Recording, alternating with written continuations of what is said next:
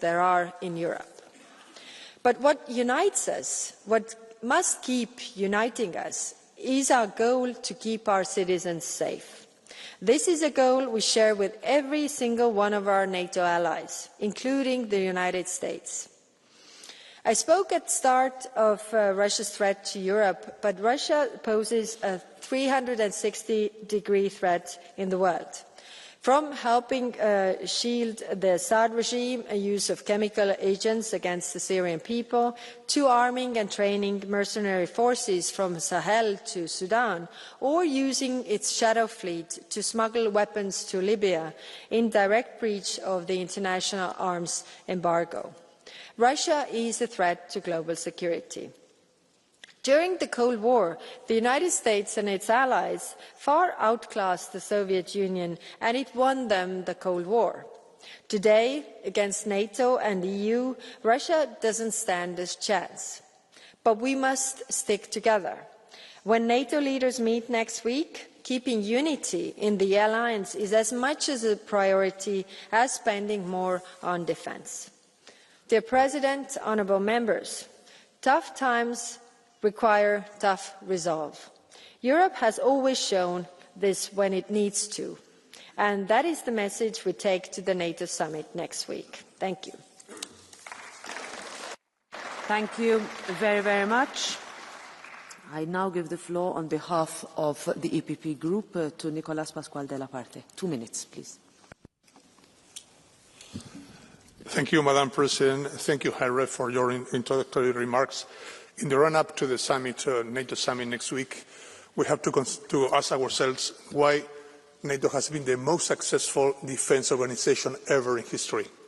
I think that out of three elements. First of all, because we, Europeans and Americans, we share the same principles, we share the same convictions. This is the strength of our relationship. Second, because of the strength and the ability and capability of NATO to adapt to the new realities, the flexibility of the organisation, and third, the unwavering leadership of the US. That's why we have to strengthen our link with the US, and we have to recognise perhaps that we have to start the debate on the application of NATO, geographical application of NATO, because the situation, the geopolitical, geostrategic, geoeconomic situation has evolved, obviously, and most of the items are not decided only in the Atlantic but also in the Indo-Pacific. They are interrelated, the Indo-Pacific and the Atlantic. That's why perhaps we should start thinking about extending NATO to like-minded countries around the world and to have a global NATO. Because if we are not if we are not in the right geographical position, we will be out of business very quickly.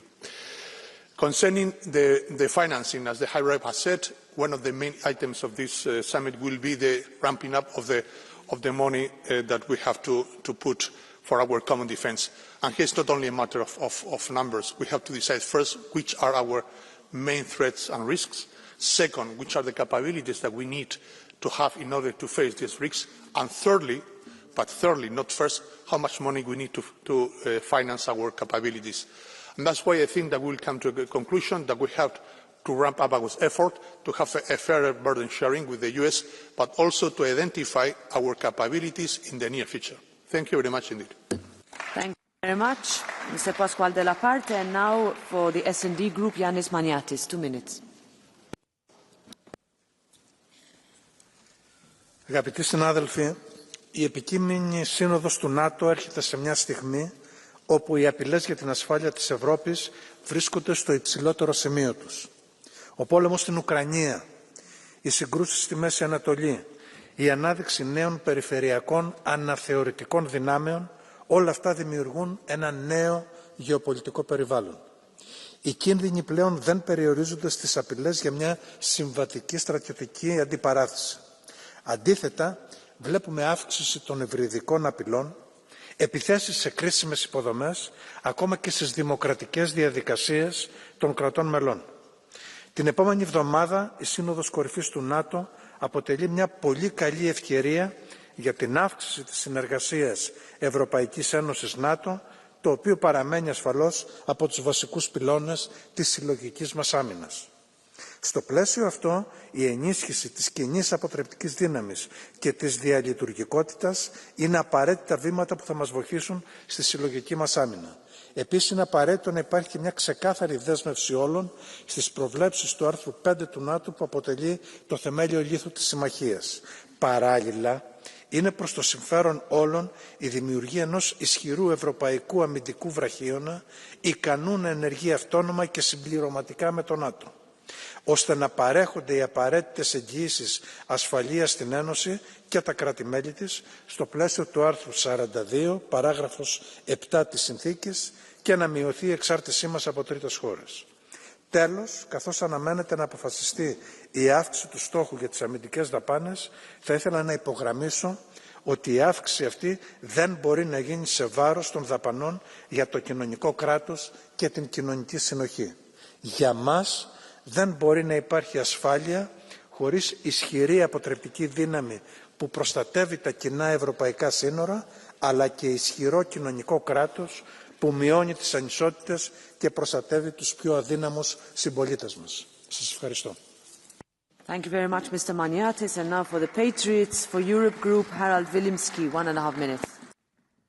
Danke sehr, meine sehr geehrten Damen und Herren. Wenn man die Debatte hier sich vor Augen führt, hat man mehr den Eindruck, in einer Art Schmalspur-Pentagon zu sitzen und weniger im Europäischen Parlament. Diese EU oder Europäische Gemeinschaft heuer ist doch gegründet worden, um Frieden, Freiheit und Wohlstand zu generieren, um sich nicht als eine Art Militärbündnis zu generieren. Und in diesem Kontext sehe ich es als mehr als positiv, dass heute eine Stimme aus der Slowakei von Ministerpräsident Fico kommt, der sagt, er will den aktuellen Milliardenforderungen der NATO nicht nachkommen und dieses Geld mehr in seine Krankenhäuser und Straßen investiert haben.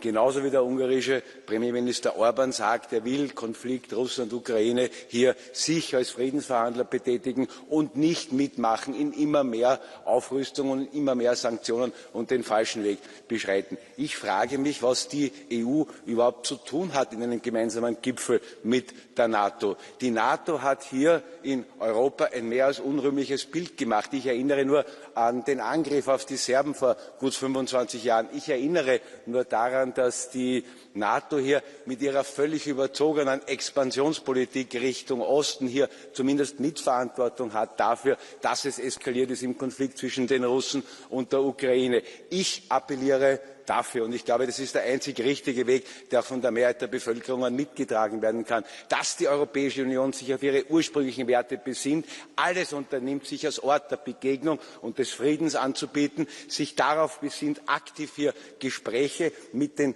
unterschiedlichen rivalisierenden Parteien zu führen, anstatt hier immer mehr mitzumachen, sich in eine Art kriegerische Entwicklung mit hinein zu involvieren und damit den Menschen alles andere als etwas Gutes zu machen. Danke. Thank you.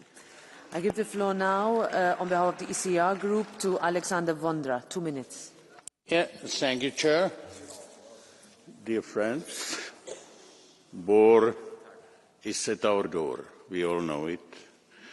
And if we strive for peace, and I certainly do, we won't wish it into existence by nice speeches, but we must work hard for it. Trump's America may not always treat us kindly, but those are the rules of the game now, and we would better learn to play accordingly. NATO remains by far our best chance to defend ourselves. The upcoming NATO Summit in Hague is an excellent opportunity to prove to our transatlantic ally that we mean it seriously. The EU is not a military project. Its fundamental aim has always been the peaceful cooperation of nations. But peace without strength is an illusion.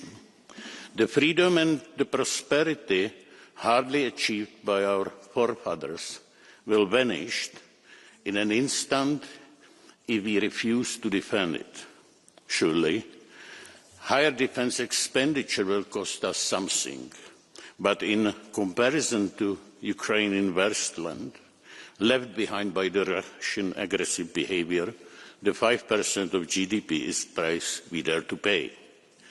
I see two killers of EU defence, the bogeyman of European bureaucracy and the green overall coalition that sucks our limited resources. The former must be thrown away for good. The latter must be radically reworked. This would certainly require a mental shift which we must undergo. And if we miss this opportunity, then we will lose everything. Thank you very much, Mr. Vondra. Next is Valérie Haye, the chair of the Renew Europe Group. 3.5 minutes. Merci, Madame la Présidente, Madame la Haute Représentante, chère Kaja, chers collègues. Nous devons une vérité aux Européens. L'équilibre mondial entre grandes puissances repose souvent, non pas sur l'entente, mais sur la peur. Et en droit international, cette peur, elle a un nom, la dissuasion. Pour citer Raymond Aron, la dissuasion repose sur la certitude pour l'adversaire que les risques qu'il prend sont supérieurs aux avantages qu'il pourrait espérer. La dissuasion, chers collègues, c'est la paix. C'est la garantie de l'équilibre des puissances. Or, pendant des décennies, l'Europe a nié cette réalité. Elle l'a même sous-traitée aux États-Unis, à l'OTAN, avec une forme de naïveté stratégique coupable. L'article 5, cette promesse de la défense collective, c'était toujours les autres. Ce n'était jamais nous. Aujourd'hui, chers collègues, les conséquences de cette attitude nous rattrapent. Nous n'avons pas seulement sous-investi dans notre défense, nous avons occulté la possibilité d'être de nouveau sous la menace d'une armée étrangère. Et nous y sommes. Nous avons vécu dans la certitude que les dividendes de la paix ne cesseraient jamais. Le 24 février 2022 a été un choc intégral. Nous n'étions pas prêts. Pas prêts pour aider militairement l'Ukraine. Pas prêts pour nous défendre. Pas prêts pour produire, pour fournir, pour dissuader.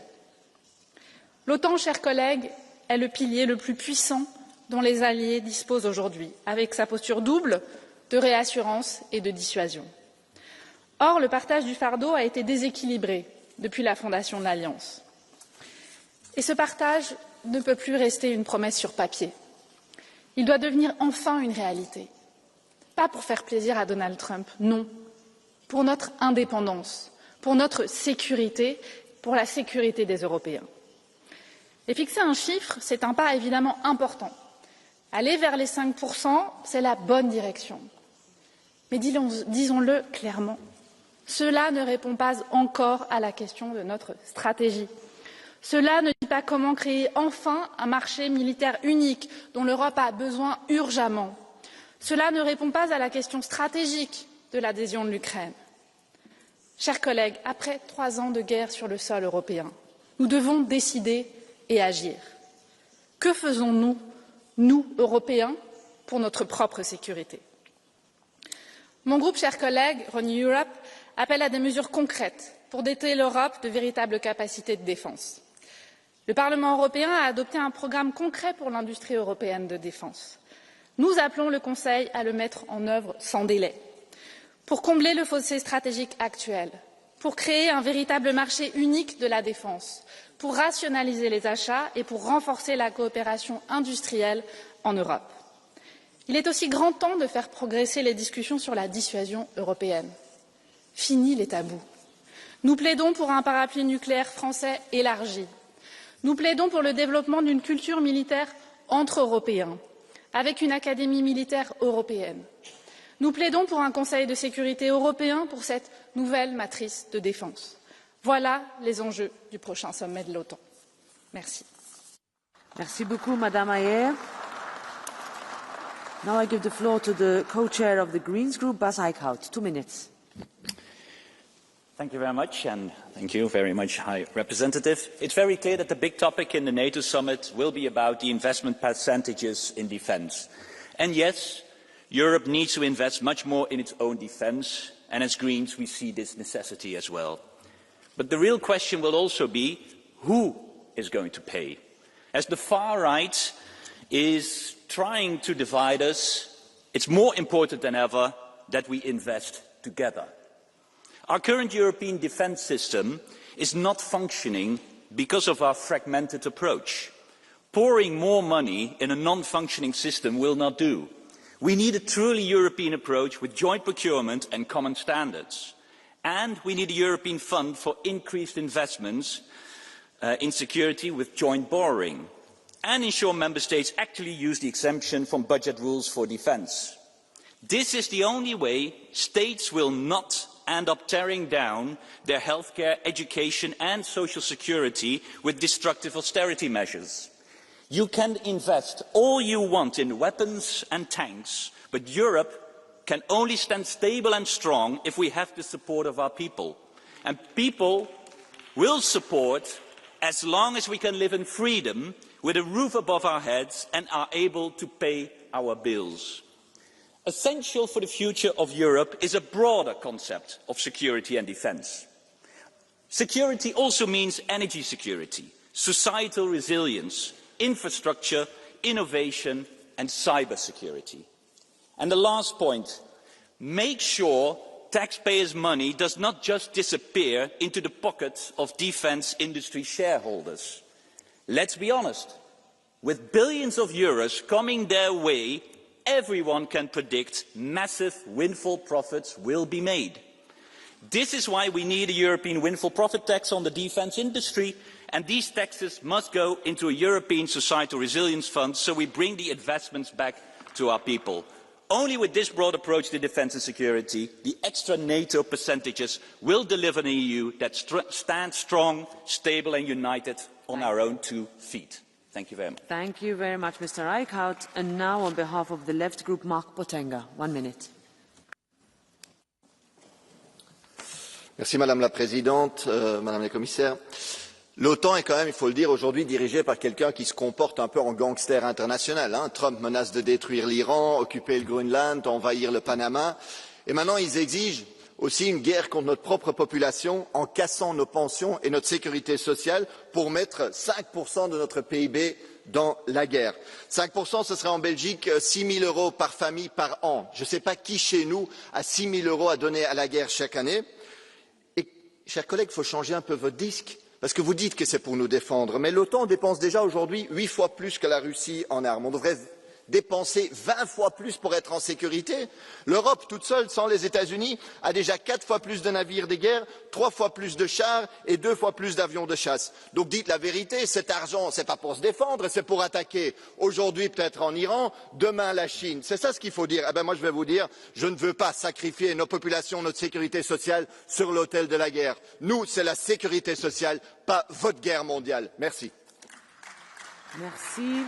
And now, on behalf of the ESN Group, its co-chair Rene Aust. 1 minute.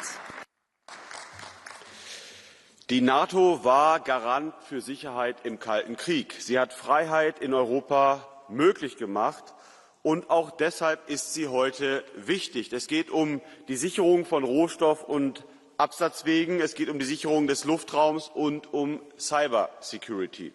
Aber gerade deshalb müssen wir ehrlich sein. Europa und besonders Deutschland haben sich zu sehr auf die USA verlassen. Diese Abhängigkeit war bequem, wurde aber immer wieder auch ausgenutzt. Die Konsequenz daraus kann aber nicht sein, mehr Macht nach Brüssel zu verlagern. Es braucht keine EU-Militärbürokratie, sondern ein starkes europäisches Standbein innerhalb der NATO, getragen von souveränen Nationalstaaten, die koordiniert handeln. Nicht gegen die USA, sondern mit ihr, aber auf Augenhöhe und mit dem Mut, endlich mehr Verantwortung für sich selbst zu übernehmen. Vielen herzlichen Dank. Thank you very much, Mr. Aust. And now we go to Michael Gahler, 1.5 minutes. Thank you, President, colleagues.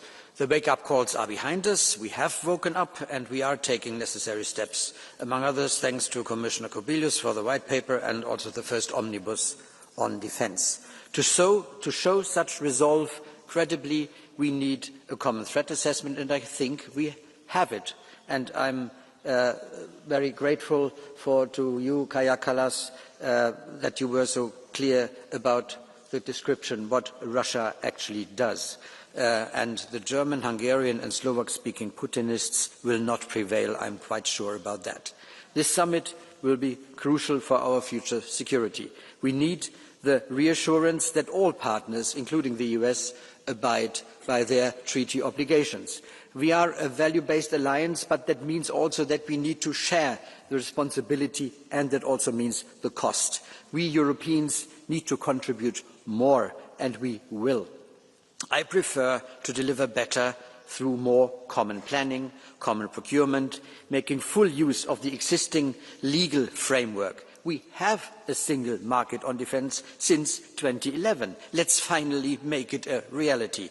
We need to profit from economies of scale through such common procurement and have more effects of interoperability. If we make use of the legal framework that we have, we can also prove to our transatlantic partner, the US, that we are helpful and supportive partners and are not only helpless as we have seen in the past. Thank you. Thank you very much, Mr. Gahler. Next is Sven Mikser, 2 minutes. President, High Representative, hea Kaja, tähtsad asjad kõigepealt, palju õnne sünnipäevaks. Dear colleagues, let me make 3 brief points. First, about defence spending. I think it's absolutely imperative that our leaders at NATO Summit agree on substantially increasing our defence spending. But when this agreement has been reached, implementation is key. I vividly remember NATO Wales Summit of 2014 when agreement was reached to ramp up defence spending to 2% of GDP, and now fast forward 11 years, more or less 2/3 of the members have met that commitment. So implementation is key. Also, I think we need to avoid a situation whereby our leaders meet around the NATO table and make a pledge, and then a few weeks later they meet around EU tables and act as if they have never heard about that pledge. Let's be honest, this has happened in the past. So there needs to be a unity of effort between our two organizations. Second, I don't think that anyone of us can or could call the NATO summit a success unless a strong pledge is made to continue and indeed increase our support to Ukraine. This is the outstanding security crisis, and we must meet this challenge.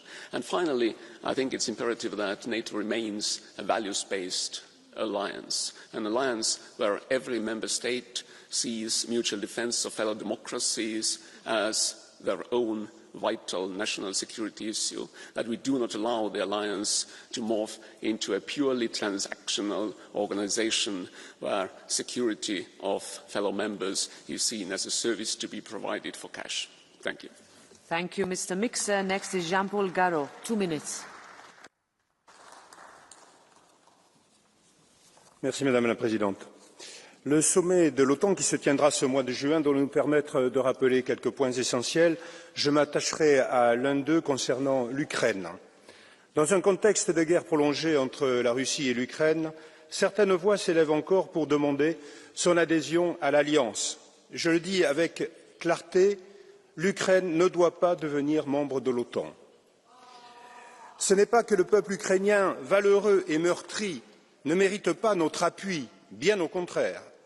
Mais cet appui, qu'il soit diplomatique, logistique ou humanitaire, n'exige nullement une adhésion formelle à l'OTAN, car celle-ci ouvrirait mécaniquement la porte à un affrontement direct avec la Russie, engageant au titre de l'article 5 du traité de l'Atlantique Nord l'ensemble des membres de l'Alliance dans un conflit généralisé. Sommes-nous réellement prêts à cela? Sommes-nous pleinement conscients des conséquences dramatiques qu'un tel engrenage ferait peser sur nos peuples? Il faut maintenir une ligne rouge. L'OTAN ne peut pas devenir un instrument d'extension aux frontières russes. Ne tombons pas dans la provocation permanente dont les conséquences pourraient être terrifiantes. J'ai plus peur de nos propres erreurs que des plans de nos ennemis, prévenait Périclès. Ni aujourd'hui ni demain, l'Ukraine ne peut et ne doit rejoindre l'Alliance. L'escalade n'est pas une stratégie, c'est un enchaînement fatal pour nos peuples. En parallèle, il est grand temps que l'Europe redéfinisse sa place au sein de l'OTAN. Depuis trop longtemps, nous sommes les supplétifs de la puissance américaine. Or, les intérêts des États-Unis ne coïncident pas toujours avec ceux des nations européennes, et le retour de Donald Trump le démontre semaine après semaine. Nous devons exiger plus d'autonomie stratégique, plus d'équilibre dans les contributions, plus de respect pour les intérêts de sécurité propres à chaque nation européenne. La France, forte de sa dissuasion nucléaire, de son industrie de défense et de son héritage diplomatique, doit montrer la voie. Ce n'est pas dans une soumission aveugle aux États-Unis que nous préparerons la paix, mais dans une Europe des nations puissantes, souveraines, enracinées. La lucidité doit primer sur l'idéologie. L'intérêt des peuples exige sang-froid, fermeté et responsabilité. Je vous remercie. I give the floor next to Adam Bielan. 2 minutes. Madam President, Madam High Representative, the upcoming NATO summit in The Hague will be a defining moment for the alliance's credibility and Europe's security. For us, on NATO's eastern flank, we know too well that NATO is and should remain the irreplaceable shield of our freedom and our security, as well as the strongest deterrent against those who seek to undermine peace in our region. Today, we face a dramatically changed security environment, from Russia's never-ending bloodthirst in Ukraine to the escalating crisis in the Middle East and a renewed axis of autocracies. In light of this, NATO's upcoming summit must reaffirm our commitment to the founding principles of our alliance. Sovereign nations that unite to guarantee each other security in a credible manner. As such, raising defence spending, strengthening armed forces and accelerating capability development have been urgently needed. The ECR Group fully supports upcoming talks during the summit to 5% of GDP in defence spending by 2035. Europe must share a greater responsibility for its own defence, work on a more equal footing with the US, and take part in its own deterrence.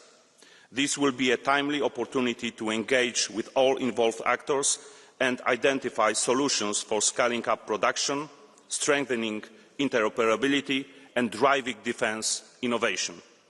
Last, the ECR Group will always stand with Ukraine and NATO and uphold the values that define the Transatlantic Alliance. Ukraine continues to fight not only for the sovereignty, but for the rules-based international order that has been protecting Europe for decades. Victory for Ukraine must remain NATO's strategic objective. Thank you. Thank you very much. Next is Dan Barna. 2 minutes.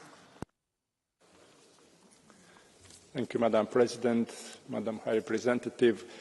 Next week in The Hague, our leaders will gather for a pivotal NATO summit, shaping the future of European security in an era of unprecedented challenges. The long peace we have taken for granted was not a lucky chance. It was the product of vigilance and strength. For years, we spoke of 2% of GDP for defence as an ambition. Today, in the face of blatant aggression on our continent, it is a dangerously low baseline. We must look beyond it. Let us be clear-eyed and courageous. We must chart a realistic course towards 5% of GDP for our collective defence. This is not a matter of choice. It is the premium we must pay for the freedom and the cost of deterring those who wish us harm. This increased investment must be smart. It must be coordinated. For too long, our national defence efforts have been fragmented, leading to duplication and inefficiency. It is time to build a true, powerful and coherent European pillar within the NATO alliance. This meant joint procurement, shared capabilities and seamless interoperability. A stronger Europe makes for a stronger alliance. To achieve this, we must unleash the potential of our own defence industrial base. We must slash the suffocating bureaucracy that slows down procurement and prevent innovative small and medium-sized enterprises from contributing. We need a regulatory environment that fosters speed, scale and cross-border collaboration. Finally, as we build this renewed strength, we must deepen our engagement with our allies in the United States. A more self-reliant Europe is not a rival to the United States. It is the credible, capable and reliable partner they need. Let the message from this Parliament to the summit in The Hague to be unambiguous. We are united, we are resolute and we are ready to do what is necessary to defend our people, our values and our peace. Thank you very much, Mr. Barna. Next, Martins Stakis, 1.5 minutes. Thank you, Madam President. Dear colleagues, our threat has one clear name, it's Russia. And that's why NATO countries have to do more than just spend. And Ukraine is leading by example with a courage, with strategy and refusals to back down. We all saw what Ukraine achieved when it reached deep into Russian territory and destroyed the very bombers that had been terrorizing its cities and people. Most of us cheered, but not all. Some here travelled to Moscow to cheer with the aggressor, and some still attend events that twist truth and excuse the war crimes. The rest understand the stakes, but one-size-fits-all defence strategy will not gonna work. It's time to focus. If one house is on fire, you don't split firefighters across the whole neighbourhood. You concentrate resources where the threat is the greatest, and in this case it's the Eastern Flank. It's not about building 1,000 tanks that stay parked in Western Europe. It's about sending 100 tanks where they are needed, where Europe's security is truly tested.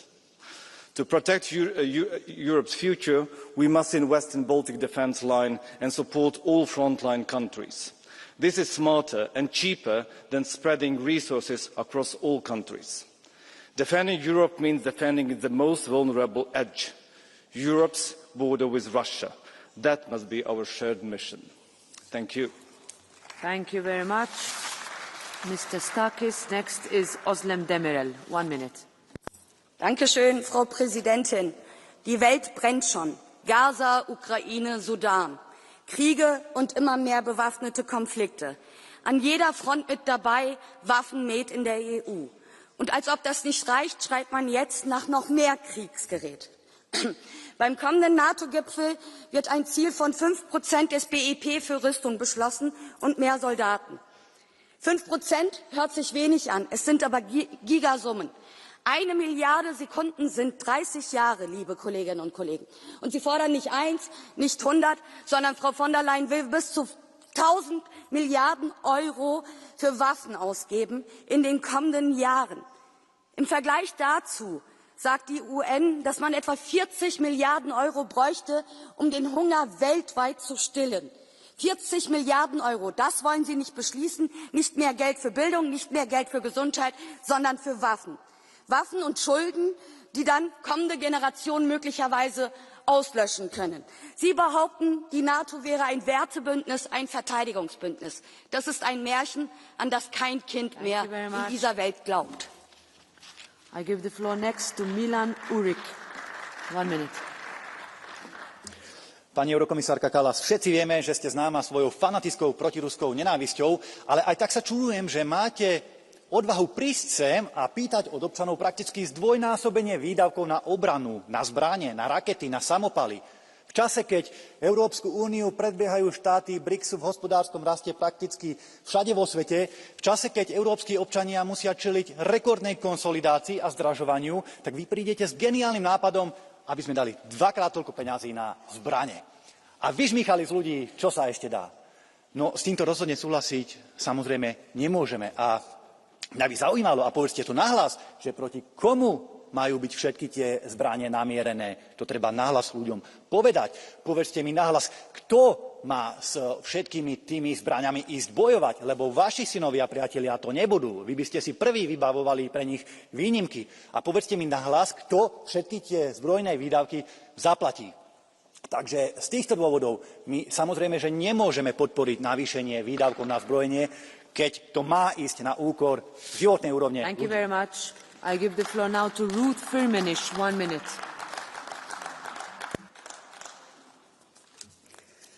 Die NATO wird eine gigantische Aufrüstung beschließen. US-Präsident Trump will die Verdoppelung der Militärausgaben auf 5% des Bruttoinlandsprodukts. Das macht 3 Billionen Euro. Mit Verteidigung hat das nichts zu tun. Schon gar nicht mit einer eigenständigen Außen- und Sicherheitspolitik Europas.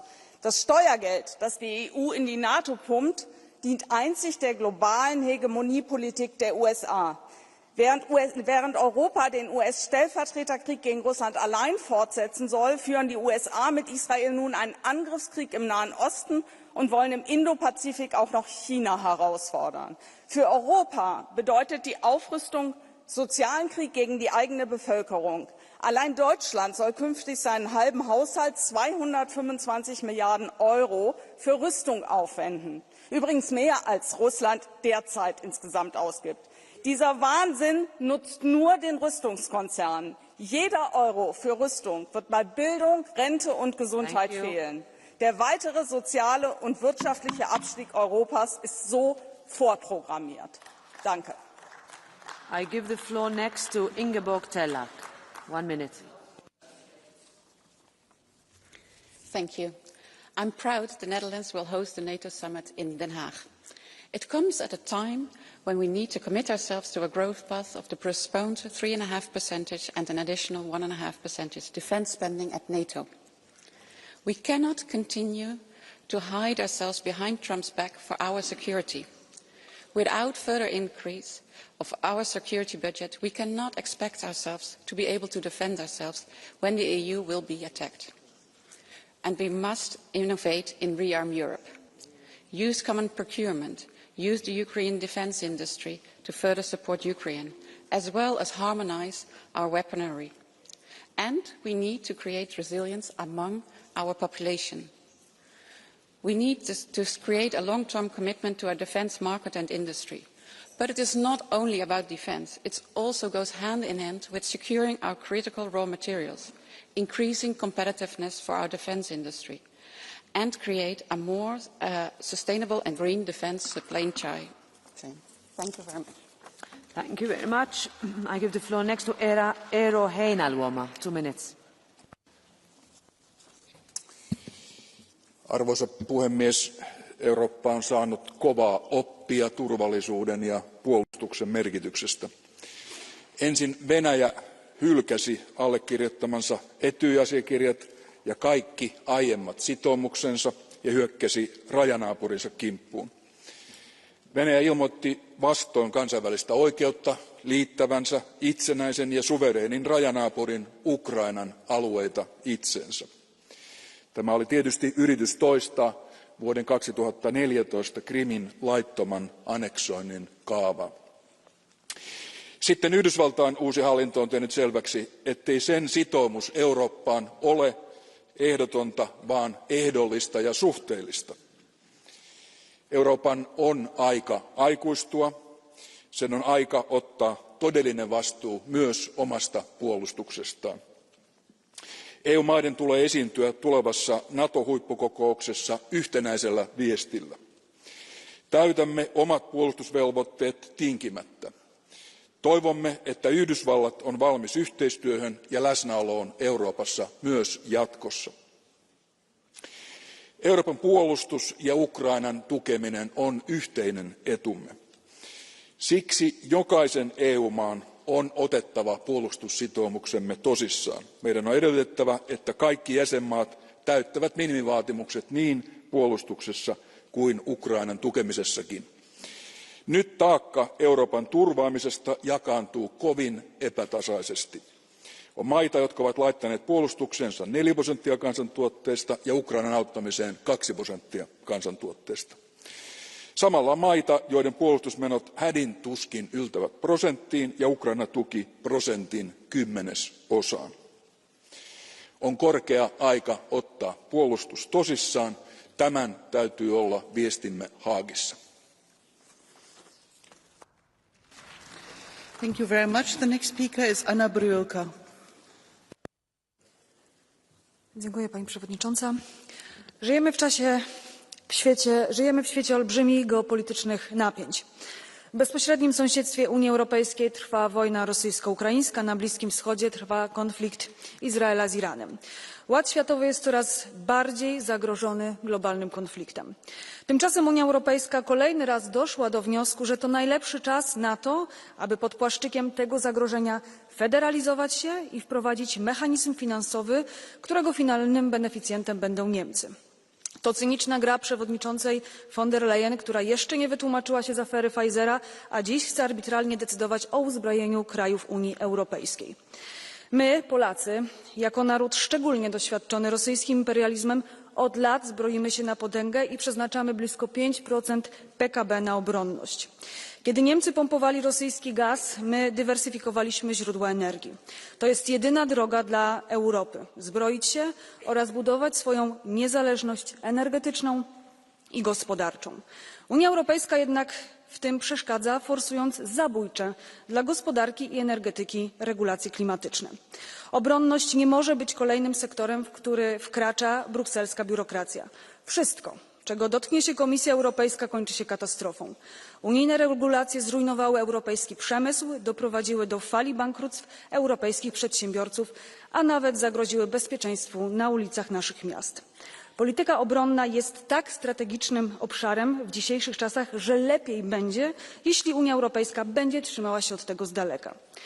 Najważniejszym celem rozporządzenia SAFE to wzbogacenie się Niemiec kosztem krajów Europy, a nie umocnienie bezpieczeństwa. Wzrost nakładów państw narodowych na zbrojenia, kooperacja ze Stanami Zjednoczonymi i NATO to jedyna droga do wspólnego bezpieczeństwa. Sprzeciwiamy się kolejnemu wspólnemu długowi, sprzeciwiamy się europejskiej armii i sprzeciwiamy się odbudowie niemieckiego imperializmu, do którego w ostatnich latach służy Unia Europejska.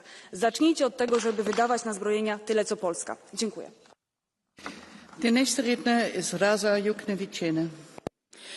I appeal to the leaders of the member states. We cannot make any more mistakes and let dictators think that we are weak, that democracies are unable to defend themselves. We could have been on safer ground if we had mobilized all possible military assistance to Ukraine when their brave soldiers pushed the Russians out of Kharkov and Kherson 2 years ago. But then there were frightened voices of the threats of the World War III. And here we are, approaching it, because those who had to act were scared. Responsibility for the security of the continent is passing into the hands of the Europeans as never before. However, I completely disagree with the approach to Ukraine's membership in NATO. This country is already sacrificing more for NATO, for us, than many NATO members themselves. Ukraine is already acting as de facto NATO member. Ukraine is the cornerstone of European security.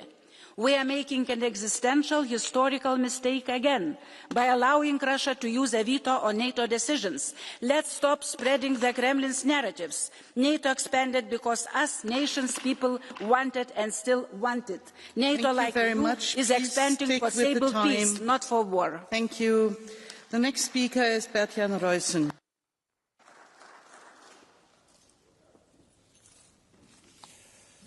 Dank u wel, voorzitter. Beste collega's, wat hebben we de afgelopen decennia in Europa veel naïviteit gezien. Na de Koude Oorlog meenden velen dat de dreiging aan de Europese grenzen definitief voorbij zou zijn. Lidstaten verwaarloosden hun defensie en sukkelden langzaam maar zeker in slaap. Tot Europa abrupt wakker werd geschud door de Russische inval in Oekraïne. Opeens stond de NAVO als hoeksteen van ons veiligheidsbeleid weer volop in de belangstelling. Ze was al die jaren niet weg geweest, maar de NAVO was in Europa helaas zeer ondergewaardeerd geraakt. Voorzitter, de toegenomen dreiging vereist een goede krijgsmacht. Iets waar mijn partij al jarenlang voor pleit. Waarbij we ons realiseren dat je een gedegen langetermijnstrategie nodig hebt om de opgebouwde achterstanden weer weg te werken. Ik roep de lidstaten daarom op om tijdens de komende NAVO-top een krachtig commitment te tonen voor het versterken van onze defensie. De defensiebudgetten moeten fors omhoog. Maar laten we ons niet blind staren op het 5%-doel. We moeten een strategische benadering kiezen met het NAVO-programma voor defensieplanning als leidraad. En de landen moeten helder in kaart brengen welke militaire capaciteiten nodig zijn. En de capaciteitsopbouw moet vervolgens goed worden verdeeld over de lidstaten. En daarbij moeten we zorgen voor robuuste, financiële dekken via de nationale begrotingen en niet via risicovolle Europese leningen. Dank u wel. The next speaker is Petras Austrevicius. Madam Chair, dear Kaja, happy birthday and strength. Dear colleagues, clearly, the forthcoming NATO summit in The Hague will not be a mere celebratory meeting. It must address issues of collective security of the utmost importance. We must ensure the safety and unconditional security of our societies and population. Security comes at a price, but peace is priceless. Although NATO's decision in 2014 to increase defence spending at 2% is not yet fully implemented by a third of members, it is insufficient today. A new benchmark of 5% for defence spending is urgently needed in order to bolster allies' defence capabilities. NATO is a defence and security alliance that poses no threat to peaceful neighbours, but we cannot submit to Russia's provocations, such as calls for NATO forces to withdraw from the Baltic states or demands regarding Ukraine's surrender. Russia and its allies and enablers are creating security chaos and challenges. That's why we are far from all the provocations we might see. And NATO's response must be proportionate and preemptive. Clearly, NATO members in Europe must make a significant defence commitment and to do so immediately. All EU member states must be creators of security, but not only consumers. My main anticipation and call for the NATO summit in The Hague is that it will demonstrate our unity and set ambitious actions to ensure our security and deter any further provocations by Russia or its followers. Thank you. Thank you very much. The next speaker is Sebastião Bugalho. Madam President, Madam Commissioner, a Cimeira da NATO no final do mês revelará duas coisas. A capacidade da Aliança resistir a uma nova realidade e a capacidade dos seus membros cumprirem com as metas acordadas entre si. Como europeu, acredito que corresponderemos a ambas. Como português, vindo do Estado-membro mais distante da guerra, reafirmo aqui o compromisso de um governo que cumprirá os 2% de investimento em defesa até ao final do ano e que não abdicará de cumprir o acordado nesta Cimeira. Senhora Presidente, hoje é cada vez mais claro que o investimento em defesa é a forma mais urgente de solidariedade europeia. Aqueles que têm o Estado Social como prioridade sabem, não haverá serviços públicos sem defesa. Aqueles que têm o crescimento como prioridade percebem, não haverá economia sem defesa. Aqueles que têm as fronteiras como prioridade compreendam, não haverá segurança interna sem defesa. Hoje, há médicos europeus que estudam medicina não com batas, mas com coletes à prova de bala. Há unidades hospitalares construídas não nas nossas ruas, mas debaixo do nosso chão. A escolha é, portanto, simples. Ou investimos em conjunto ou falharemos um por um.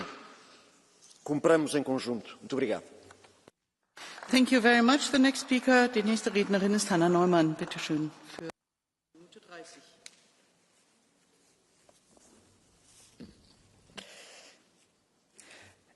As we discuss next week's NATO summit, I can't help but think of the old fairy tale, The Emperor's New Clothes. A vain ruler parades around in invisible garments, and everyone nods along too afraid to point out the obvious. Welcome to The Hague 2025. Enter Donald Trump, Emperor extraordinaire, complete with 19th century parades and self-glorifying AI videos. The summit lasts just one day, because that's his attention span. Everything carefully choreographed so he won't be bored or worse, offended. No talk of climate, gender, disinformation. Too risky. Real security threats. Too complex. Instead, capitals around the alliance are caught in a bidding war over percentages. Simple numbers may be Trump's favorite dress, but they for sure won't make us safer. And while we all tailor new imaginatory suits of statistics to flatter the emperor, hybrid attacks, military conflicts, climate risks and authoritarian threats only grow. Yet no one dares to lift the wheel and say he's actually not wearing any clothes. Dear colleagues, we don't need kings, we need security. If the ruler from Washington needs to be told that he wears the best of all dresses, fine. But let's make sure that before all, we need a dress of real security for our citizens and our friends in Ukraine. Very much. The next speaker is Merja Kyllönen.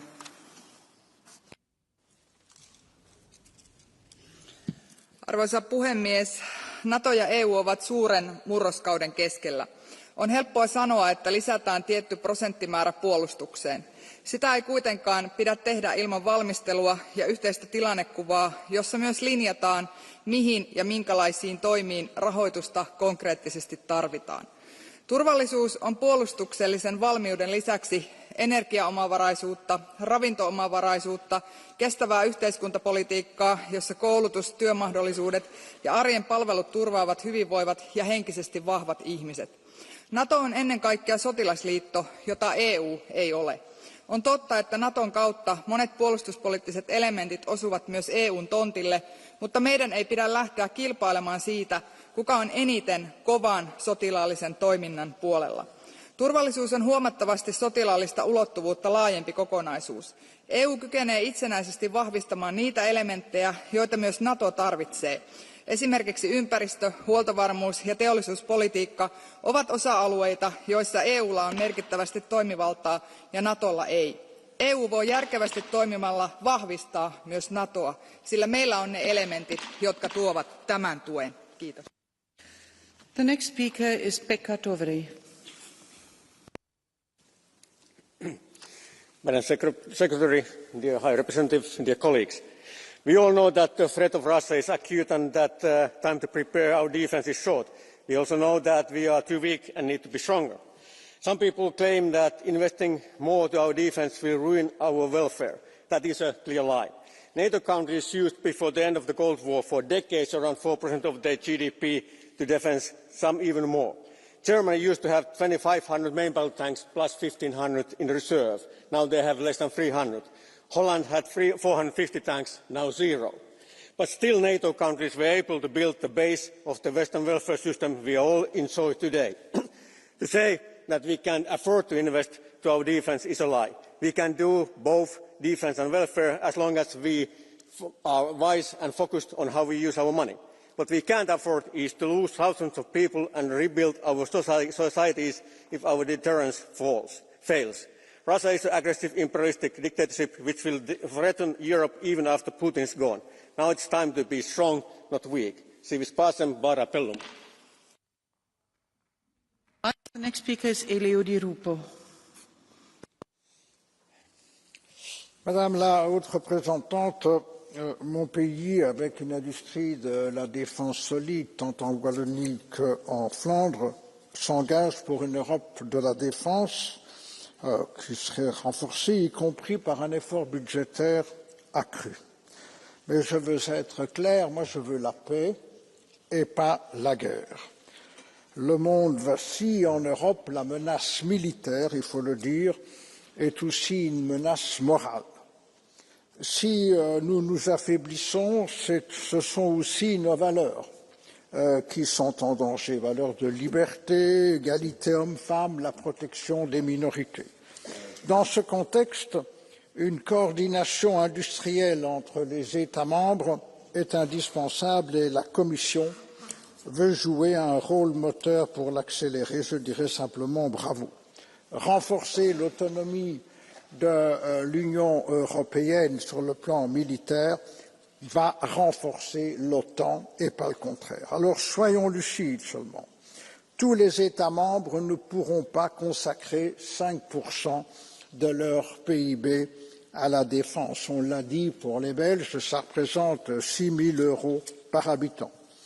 Il y a aussi d'autres priorités, la santé, la lutte contre la pauvreté, l'emploi, le pouvoir d'achat. Et enfin, Madame la haute représentante, je suis convaincu qu'en 27, on n'y arrivera pas. Et je crois qu'il faut prendre exemple sur Schengen ou sur la zone euro, avancer avec un noyau de pays et laisser la porte ouverte aux autres pays. The next speaker is Roberto Vanacci.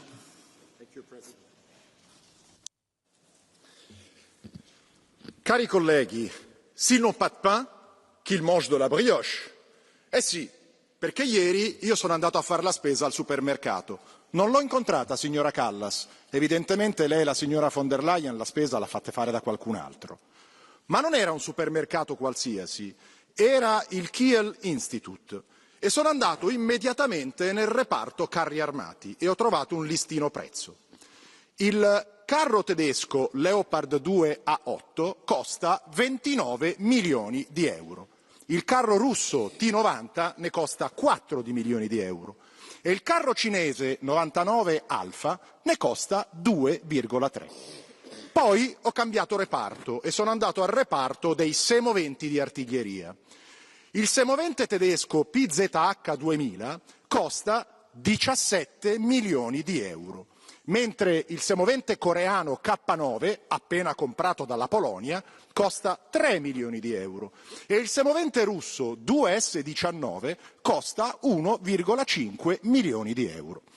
Vedete, aumentare la spesa militare al 5% o al 3,5% in queste condizioni di non competitività a livello economico ed energetico non ha alcun senso.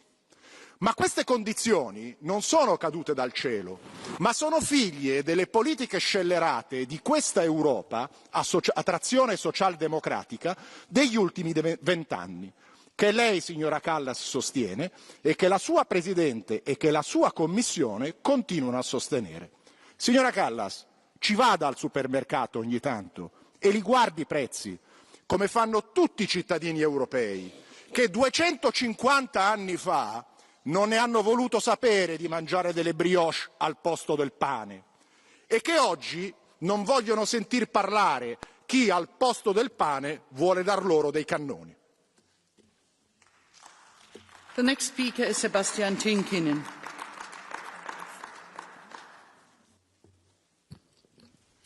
Madam President, for decades, NATO has guaranteed peace, security and stability in our continent. However, in today's world, raising our defence spending is more critical than ever. Europe has underinvested in its defence for far too long. We can't speak of autonomy, deterrence or stronger NATO unless we are willing to pay for it. We must be ready to face it. NATO's 2% of GDP target for defence spending is no longer enough. A stronger and better equipped European defence strengthens NATO, our own continent and the global security. The transatlantic bond needs to be unwavering, but we must take responsibility for our own defence spendings. Security is not an exception. Like anything else, it must be paid and protected. Thank you. Thank you very much. The next speaker is Wouter Beke. Collega's, mevrouw de hoge vertegenwoordiger, voorzitter, we kunnen hier een heel debat voeren over de NAVO-top en dat is bijzonder belangrijk. Maar eigenlijk is de vraag, wat kunnen wij als Europa intussen zelf doen? Wel, wij moeten investeren. Wij moeten slim investeren en we moeten Europees investeren. En dat wil zeggen, geen 17 tanksystemen, maar 1 tanksysteem. Dat wil zeggen, meer standaardiseren, 1 strategie en onder een Europese paraplu. Die Europese aanpak die kan ons 60 miljard euro aan efficiëntiewinsten bijbrengen. Dat is de grootte van het budget van defensie in Frankrijk op dit ogenblik. Europese veiligheid is onze verantwoordelijkheid, maar het gaat over taxpayers' money ook. En dus, Europese veiligheid is Europese defensie. De top in Den Haag vindt plaats in Den Haag. In Den Haag waar dat in 1948 Winston Churchill opriep om te komen tot een Europees leger. De meest efficiënte verantwoordelijkheid, de meest efficiënte manier om onze veiligheid te garanderen is om die woorden van Churchill in de praktijk te brengen. Ik dank u. Thank you. The next speaker is Dan Nika.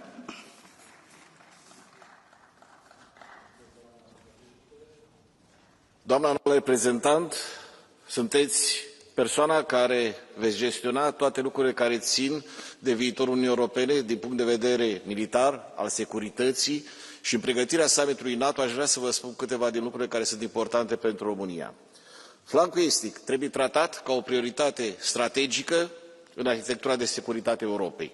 România, ca stat aflat în prima linie a frontierelor NATO și Uniunii Europene, are nevoie de o prezență consolidată, inclusiv prin investiții în infrastructura militară, mobilitate și interoperabilitate, pentru a răspunde amenințărilor convenționale și hibride. Securitate cibernetică și războiul hibrid nu mai sunt riscuri viitoare. Le-am trăit și le trăim în prezent. România a fost ținta acestor atacuri hibride, inclusiv în campaniile electorale care s-au desfășurat în ultimele luni în România, din păcate. Și avem o mare vulnerabilitate în sectorul energetic. 80% din invertoarele care sunt folosite în sistemele energetice din Uniunea Europeană, doamna înalt reprezentant, sunt din afara Uniunii Europene. Și mai mult decât atât, toate datele sunt colectate și transmise în afara Uniunii Europene și toate aceste sisteme sunt gestionate de entități care se află în afara Uniunii Europene. Este inacceptabil pentru o industrie strategică și care are atât de mare impact și poate avea un impact negativ, catastrofal, să acceptăm aceste lucruri. Consolidarea capacităților de apărare și nevoia de a investi în industria de apărare este o necesitate atât pentru România cât și pentru celelalte state, dar vreau să vă atrag atenția asupra noilor tehnologii. Uniunea Europeană trebuie să investească acolo avem nevoie de apărare la cel mai ridicat nivel tehnologic, pentru că doar așa putem să ne asigurăm că suntem protejați și că democrația noastră nu poate fi supusă niciunui fel de amenințări și nici măcar nu poate fi pusă sub la îndoială identitatea noastră ca națiuni europene. Mulțumesc! Thank you very much. Der nächste Redner auf unserer Liste ist Hans Neuhoff.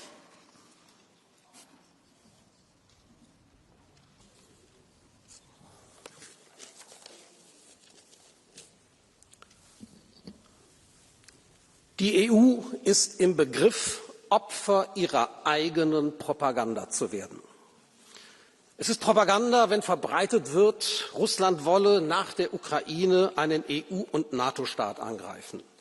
Die Wahrheit ist, Russland hat weder die menschlichen Ressourcen noch einen Grund, einen solchen Schritt zu tun.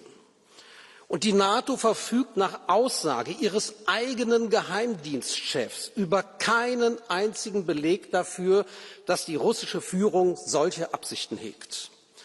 Meine Damen und Herren, die gemeinsame Sicherheitspolitik der EU wurde 1993 mit dem Vertrag von Maastricht begründet.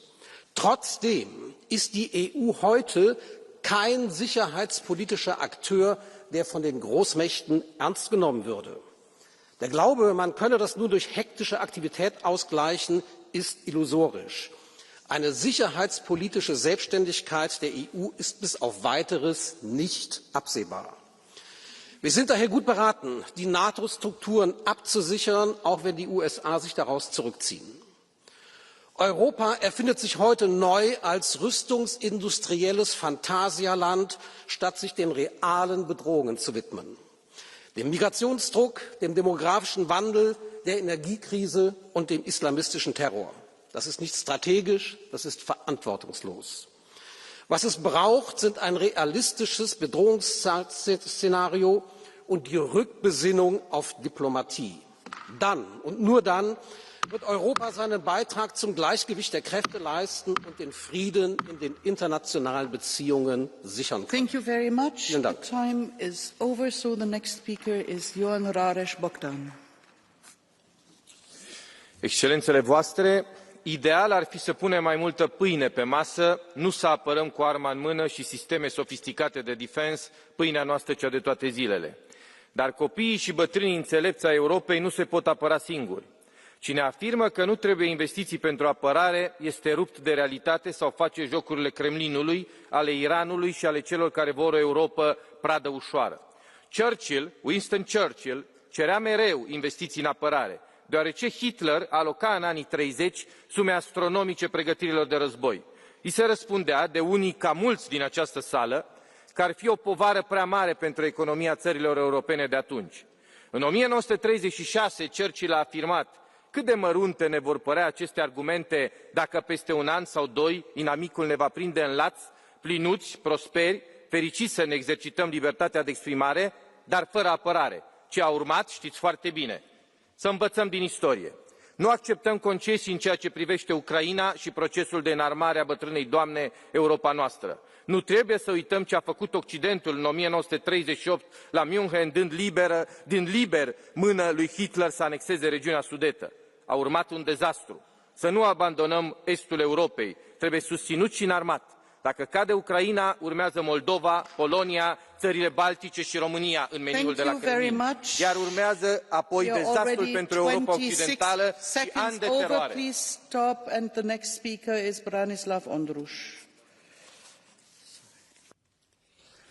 Kolegyne a kolegovia, dôrazne protestujem proti financovaniu zbrojenia na úkor investícií do rozvoja školstva, zdravotníctva či sociálnych služieb. Nie je pravda, že dokážeme zvyšovať výdavky na zbrojenie bez zníženia investícií v prospech ľudí. Veď v júli budeme hlasovať o návrhoch Európskej komisie na presmerovanie zdrojov Európskeho fondu regionálneho rozvoja a Európskeho sociálneho fondu na podporu zbrojoviek. Napríklad z finančnej podpory sociálnym podnikom profituje celá spoločnosť. Sociálne podniky netvoria súkromné zisky, lenže mamutie zbrojovky áno. Je neprípustné, aby sme z daní občanov zvyšovali zisky zbrojárskych korporácií. Európsky parlament by mal členov NATO vyzvať, aby zohľadnili záujmy pracujúcich a ich rodín, nie miliardárov zo zbrojárskeho priemyslu. Prečo by sme nemohli napríklad regulovať ceny a zisky zbrojoviek, požadovať, aby mali podpísané kolektívne zmluvy, ak chcú žiť z daní našich občanov? Varujem, že preteky v zbrojení ekonomicky nezvládneme a neprispejú k rastu pokoju a mieru, ale k nárastu medzinárodného napätia. Ďakujem pekne. Would you accept a blue card from Mrs. Grappini? Mrs. Grappini, please, 30 seconds. Just a moment.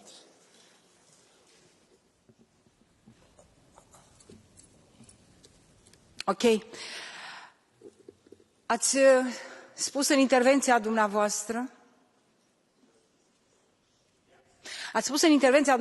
că ar fi bine să investim în spitale, în școli, în social și nu în industria de apărare. Vă întreb, credeți că sub război, sub bombardament, se poate face educație, se poate face sănătate, se poate face creșterea salariilor? Cum putem sub bombardament, de exemplu cum e în Ucraina acum, să facem ceea ce spuneți dumneavoastră? Nu credeți că întâi trebuie să avem pace, trebuie să avem liniște, să nu avem război și după aceea să investim în ceea ce spuneți dumneavoastră? 30 seconds, please, Mrs. Grappini.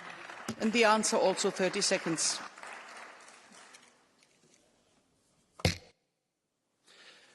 Pani kolegyňa, my máme jednu organizáciu, ktorá sa volá Organizácia pre bezpečnosť a spoluprácu v Európe. A táto organizácia má teda vo svojom názve jasné poslanie. Má prispieť k bezpečnosti a k stabilite v medzinárodných vzťahoch v Európe. Táto organizácia nemá žiadne zbrojárske výdavky a táto organizácia nie je určená na zbrojenie. Vážená pani kolegyňa, medzinárodná stabilita sa nedosahuje zbrojením. Pani komisárka Kallasová dnes jasne povedala, nebudete zvyšovať výdavky na zbrojenie, ak zbrane neplánujete použiť. A presne toto dnes robí Európska únia. Plánujeme výdavky na zbrojenie, aby sme ich použili.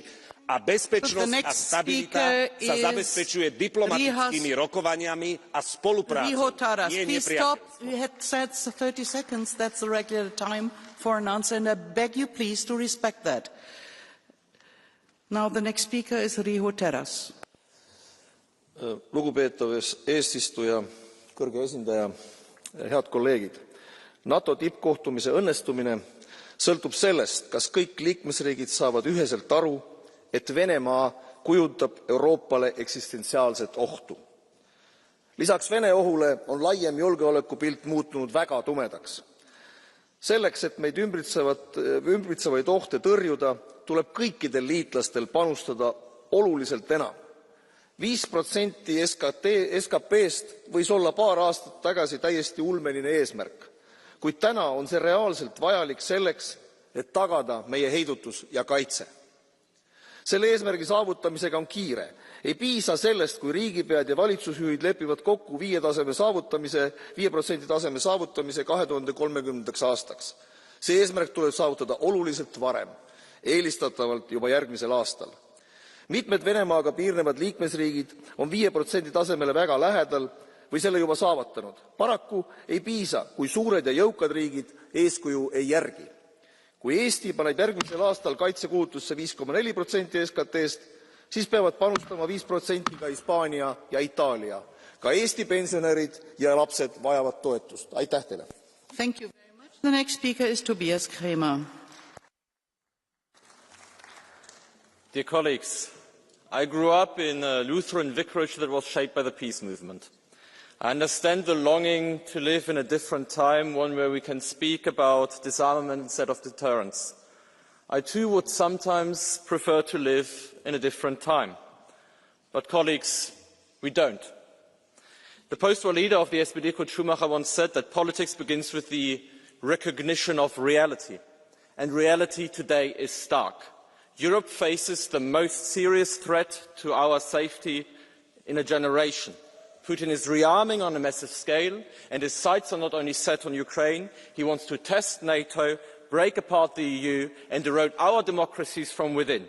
He has made that clear time and time again, and he is preparing to act not in the far distant future, but in this decade.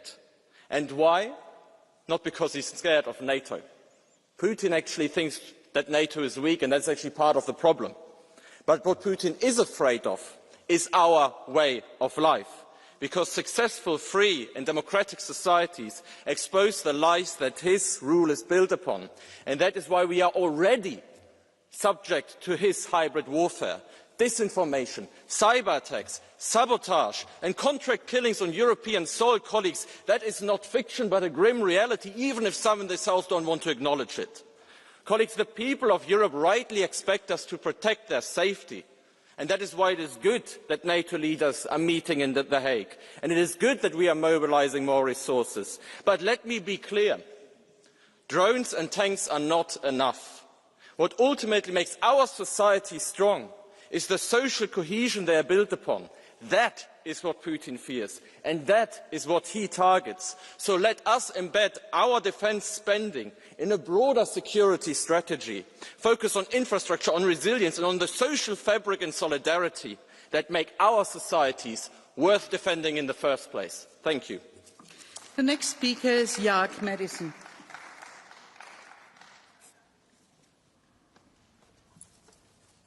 Ja aitäh, austatud kolleegid, hea proua Kallas, kuigi ma ei ole teie suurim fänn, siis palju sünnipäevaks. Rääkides NATOst, siis paljud kolleegid on siin rääkinud sellest, kuidas tuleb tagada sotsiaalhoolekanne, võidelda inflatsiooniga, inimeste toimetulek, täiesti nõus. Ma olen ka nõus sellega, et suuresti majandusprobleemid on süüdi ka Euroopa Liit ise. Kuid see ei muuda mitte kuidagi fakti seda, et sõja ajal, kui agressor ähvardab su riiki, pole sellest koolist ega pensionist mitte mingit abi. Kõik on kadunud. Ehk kui sa ei suuda oma riiki kaitsta, see võetakse lihtsalt ära. Ja me näeme Euroopas piisavalt riike, kes siiamaani mõnulevad oma kuskil unelmas, et nendel ju probleeme pole, aga samal ajal räägivad midagi solidaarsusest, ühtsusest, koostööst.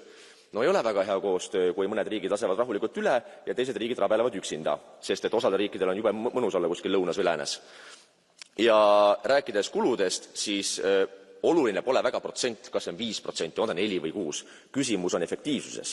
Mis on meie kaitsevõimed, mis on meie tehnoloogia. Ehk lõppkokkuvõttes see, mis on oluline, kuidas saada pauku teha, mis võtab vaenlase maha. See, mis see hind on omaette küsimus. Ehk et see 5% on vahel nagu mull, kus me jääme kinni. Küsimus on meie kaitsevõimes, kuidas me suudame heidutada potentsiaalset vastast. Aitäh. The next speaker is Marketa Gregorova.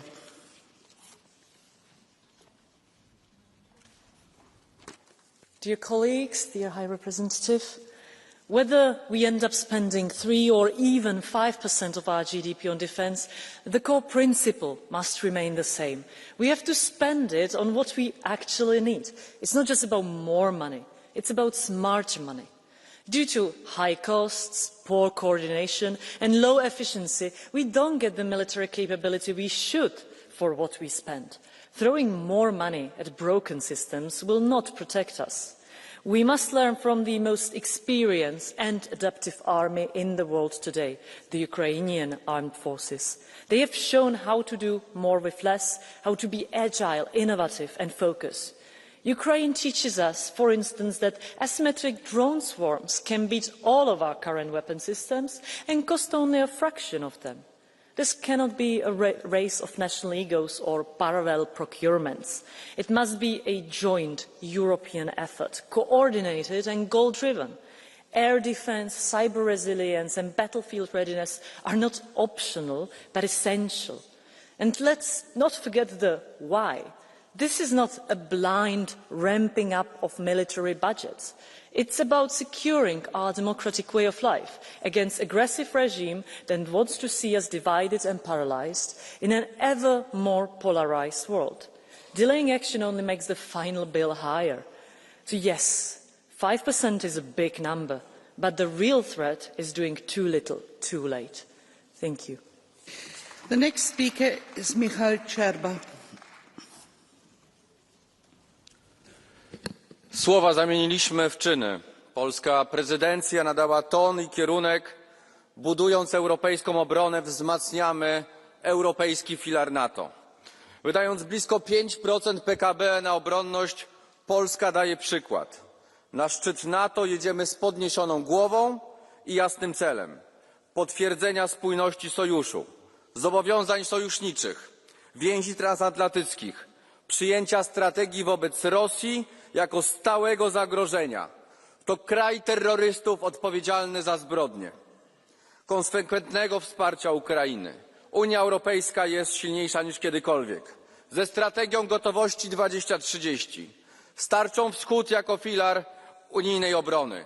Ze 150 miliardami euro na zbrojenia. Z pakietem uproszczeń przepisów Defense Omnibus, by przyspieszyć inwestycje w przemyśle zbrojennym.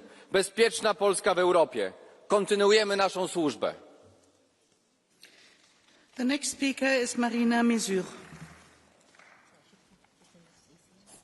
Madame la Présidente, dans quelques jours, l'OTAN se réunira pour graver dans le marbre un objectif insensé. Consacrer 5% du PIB à la défense, soit 1100 milliards de dollars par an supplémentaires. 1100 milliards de dollars pour s'enfermer dans une logique d'allégeance avec les États-Unis, pour faire tourner leur machine de guerre, alors même que Trump se désengage du continent et méprise profondément les Européens. 1100 milliards dans un cadre d'austérité budgétaire, c'est un choix politique lourd de conséquences, car de telles dépenses se traduiront forcément par des sacrifices dans les dépenses sociales. Il n'y a plus d'argent pour les écoles, les hôpitaux, nos services publics, mais il y en aura pour construire vos chars d'assaut. 1100 milliards, c'est aussi ce qu'il faudrait pour permettre aux pays du Sud de respecter l'accord de Paris et freiner le changement climatique. Mais vous préférez faire feu de tout bois pour la course à la guerre plutôt que d'éteindre l'incendie planétaire. Pourtant, l'atténuation et l'adaptation au changement climatique, vous le savez, sont des enjeux de sécurité majeurs. Donc l'urgence, c'est la paix, l'indépendance, le non-alignement, le climat et la justice sociale. Et pour tout cela, il faut sortir de l'OTAN. The next speaker is Sarah Knafo.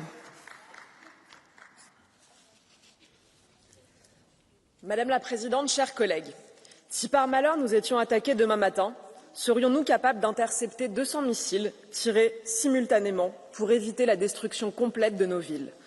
La réponse est non. Les batteries antimissiles déployées en Europe ne couvrent même pas 10% de notre territoire. La France, pourtant meilleure armée d'Europe, comme elle le prouve encore cette semaine au Salon du Bourget, dispose de moins de batteries antimissiles qu'un pays comme Israël pour un territoire métropolitain pourtant 25 fois plus grand. Par la faute des politiciens imprévoyants qui nous ont gouvernés, nous manquons de chars, de drones, d'hélicoptères, d'artillerie, de munitions, de porte-avions, de frégates.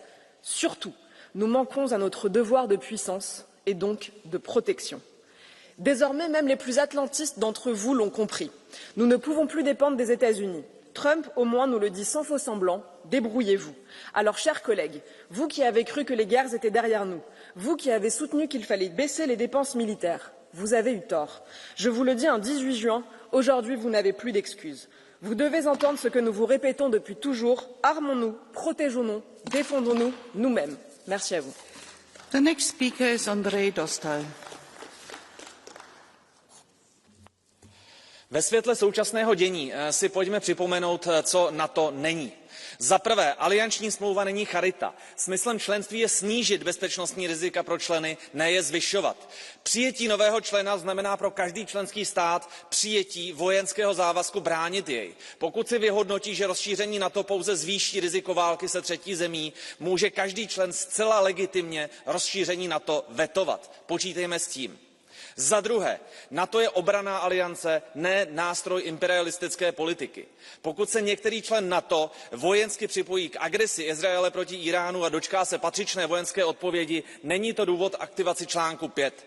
Evropským členům NATO lze proto doporučit, aby se k agresi nepřipojovali ani nepřímo, například poskytnutím základen, neboť i to může být vyhodnoceno jako válečný akt, který není obranou a smlouva o NATO jeho důsledky nepokrývá. Děkuji. Thank you very much. The next speaker is Angelika Niebler. Bitte schön. Vielen Dank, Frau Präsidentin, Frau Vizepräsidentin, liebe Kolleginnen, liebe Kollegen. Die NATO ist und bleibt der zentrale Pfeiler unserer Verteidigung hier in Europa und darüber hinaus. Von dem NATO-Gipfel in Den Haag muss ein Signal der Stärke und des Zusammenhalts ausgehen. Sicherheit gibt es nicht zum Nulltarif. Wir müssen unsere Verteidigungsfähigkeit stärken und unsere Fähigkeiten weiter massiv ausbauen.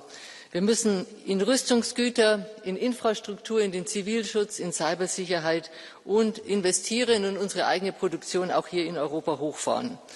In den vergangenen Monaten hat die Europäische Union dazu viel in Bewegung gesetzt. Das Programm SAFE, gemeinsame Produktion und Beschaffung, Finanzierung von Flaggschiffprojekten wie ein eigenes Luftverteidigungsschild sind angestoßen worden. Wir brauchen auch einen europäischen Markt für Rüstungs- und Verteidigungsgüter. Der Markt ist heute noch total fragmentiert. Das gefährdet, liebe Kolleginnen und Kollegen, letztlich das Leben unserer Soldatinnen und Soldaten und kostet Milliarden. Auch hierfür liegen die Vorschläge auf dem Tisch. Ich hoffe sehr, dass dieses Signal der Stärke und des Zusammenhalts in Den Haag ausgesendet wird. Vielen Dank. Frau Niebler, hier ist eine Blue Card von Frau Demirel. Würden Sie die akzeptieren? Nein. Dann kommt als nächster Redner Tonino Pizzula. Thank you, Madam President, Madam High Representative, colleagues. The upcoming NATO summit is happening in a much different circumstances than a year ago. Now more than ever, we must show our commitments and responsibility for the future of this alliance. Within these commitments, we will pursue the new spending target for defence. However, defence is not only about percentages. No other global player currently faces such turmoil on almost all its borders like the European Union. The European Union needs to step up and join forces on a realistic approach. We cannot entrust our security every 4 years to swing voters in the United States, but establish some guidelines and initiatives to go along with these changing times. In this sense, the upcoming summit is crucial in pioneering an up-to-date and realistic EU security approach. I strongly believe we have to reiterate our commitment for international law and a rule-based international system. That means unwavering support for Ukraine. Russian aggression against Ukraine must be an integrative and not a divisive factor. The Russian Federation meddles not only in the European Union member states, but also in our immediate neighbourhood, Western Balkans. NATO Summit must address this issue too. In these difficult times, we also need to be focused on the NATO interest in the Arctic and the Baltics, and ensure and establish in these ever important regions. Therefore, this NATO summit has crucial importance, primarily for us Europeans to define and strengthen our security in the upcoming years. It's a task and responsibility our citizens are asking us to take. Security, for sure, is a key to preserving life in democracy. Thank you. The next speaker is Pierre-Romain Thionnet. Dans l'histoire des alliances militaires, l'OTAN fait figure d'anomalie. À ses origines, la puissance sur laquelle le gros de l'effort de l'Alliance allait reposer, les États-Unis, s'est vue en quelque sorte forcée de garantir son soutien à l'Europe occidentale par un traité.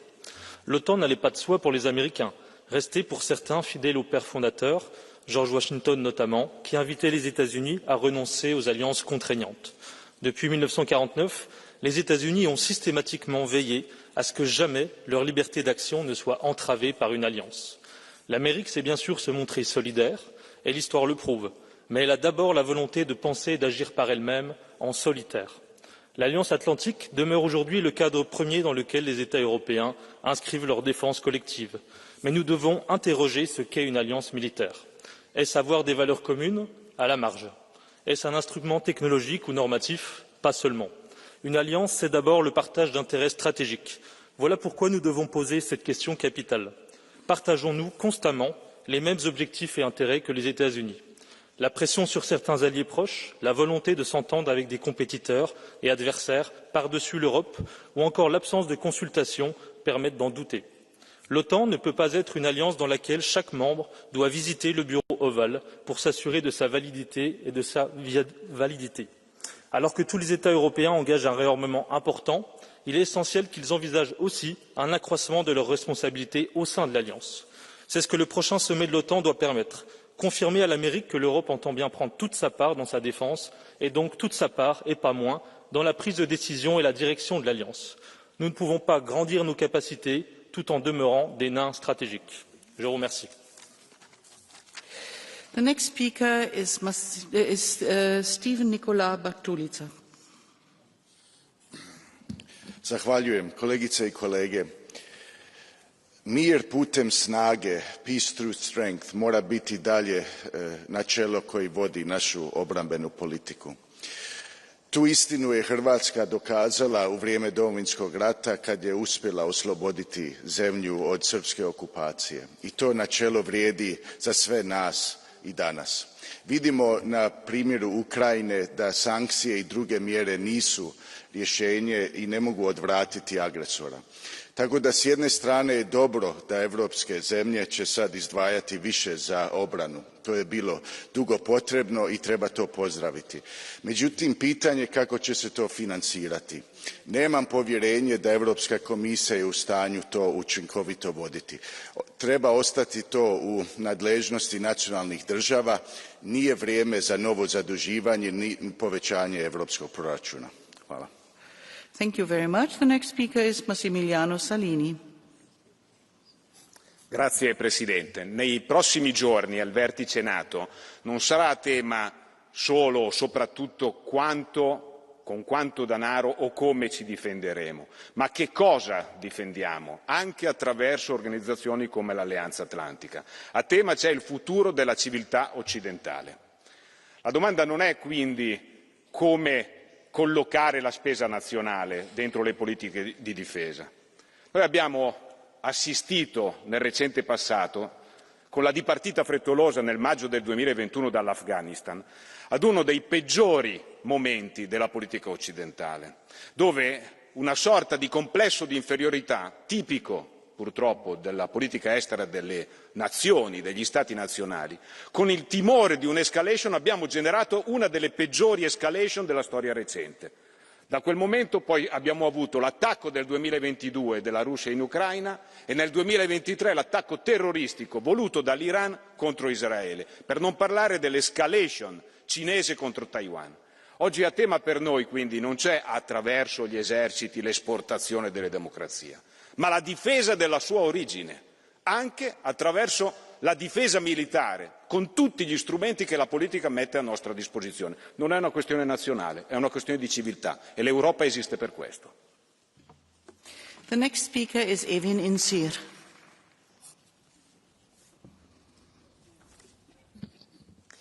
The most urgent priority at this moment is to prevent further escalation of wars and conflicts worldwide before past mistakes becomes a harsh reality once again.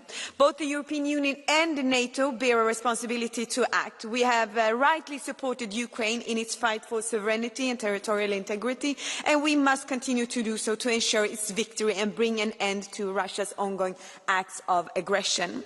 Putin has repeatedly demonstrated his unwillingness to engage in genuine peace negotiations. Only way to force him is to continue strengthening Ukraine.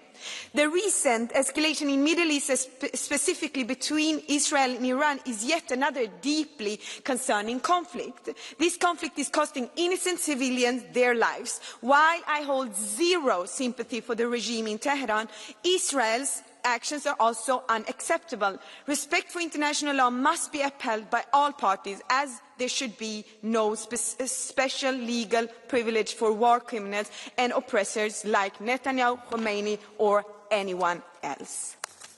The next speaker is Lucia Jahr.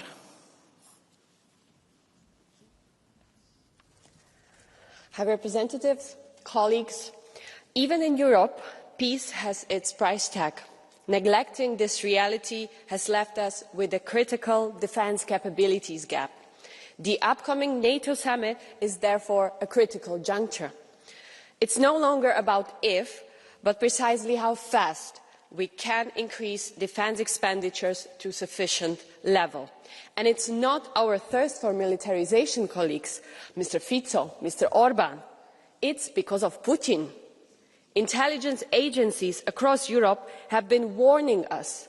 Russia plans to test NATO and the EU in just a few years, if you didn't hear. My country, Slovakia, remembers it very well. This coming Saturday marks 34 years since the last train carrying Soviet troops left Czechoslovakia, the true end of occupation. To me, this is a clear reminder that freedom is not given, that our democracy needs to be defended. We know exactly what's at stake when Russia threatens us with new war. So what should we do? The European Union, through the activation of the escape clause, has provided member states with the exceptional ability to raise the defence expenditures. Member states will also have the opportunity to borrow cheaply through the SAFE instrument. But let's also make sure that this money, these investments, will not end up in the hands of some defence oligarchs, and that we will be paying for things that our armies, that our security actually need. Let's act very strategically. It's for future generations. We need to think across the Union how to actually build that powerful European pillar within NATO, to protect our citizens, because doing this together, it's cheaper, it unites us, and ultimately it makes us stronger. Thank you. The next speaker is Mika Aaltola.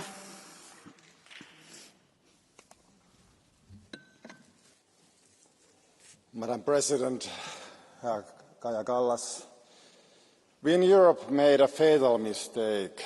We started treating risk management as a foreign policy strategy, playing it safe, avoiding the necessary, defeating Russia in Ukraine. Now we face the consequences. No real mobilization, no clear plan, and the threats keep growing. When they strike, we won't manage the risks. The risks will manage us. This is a warning. This is why the EU must stop being a spectator. NATO is the backbone, yes, but we must become the muscle.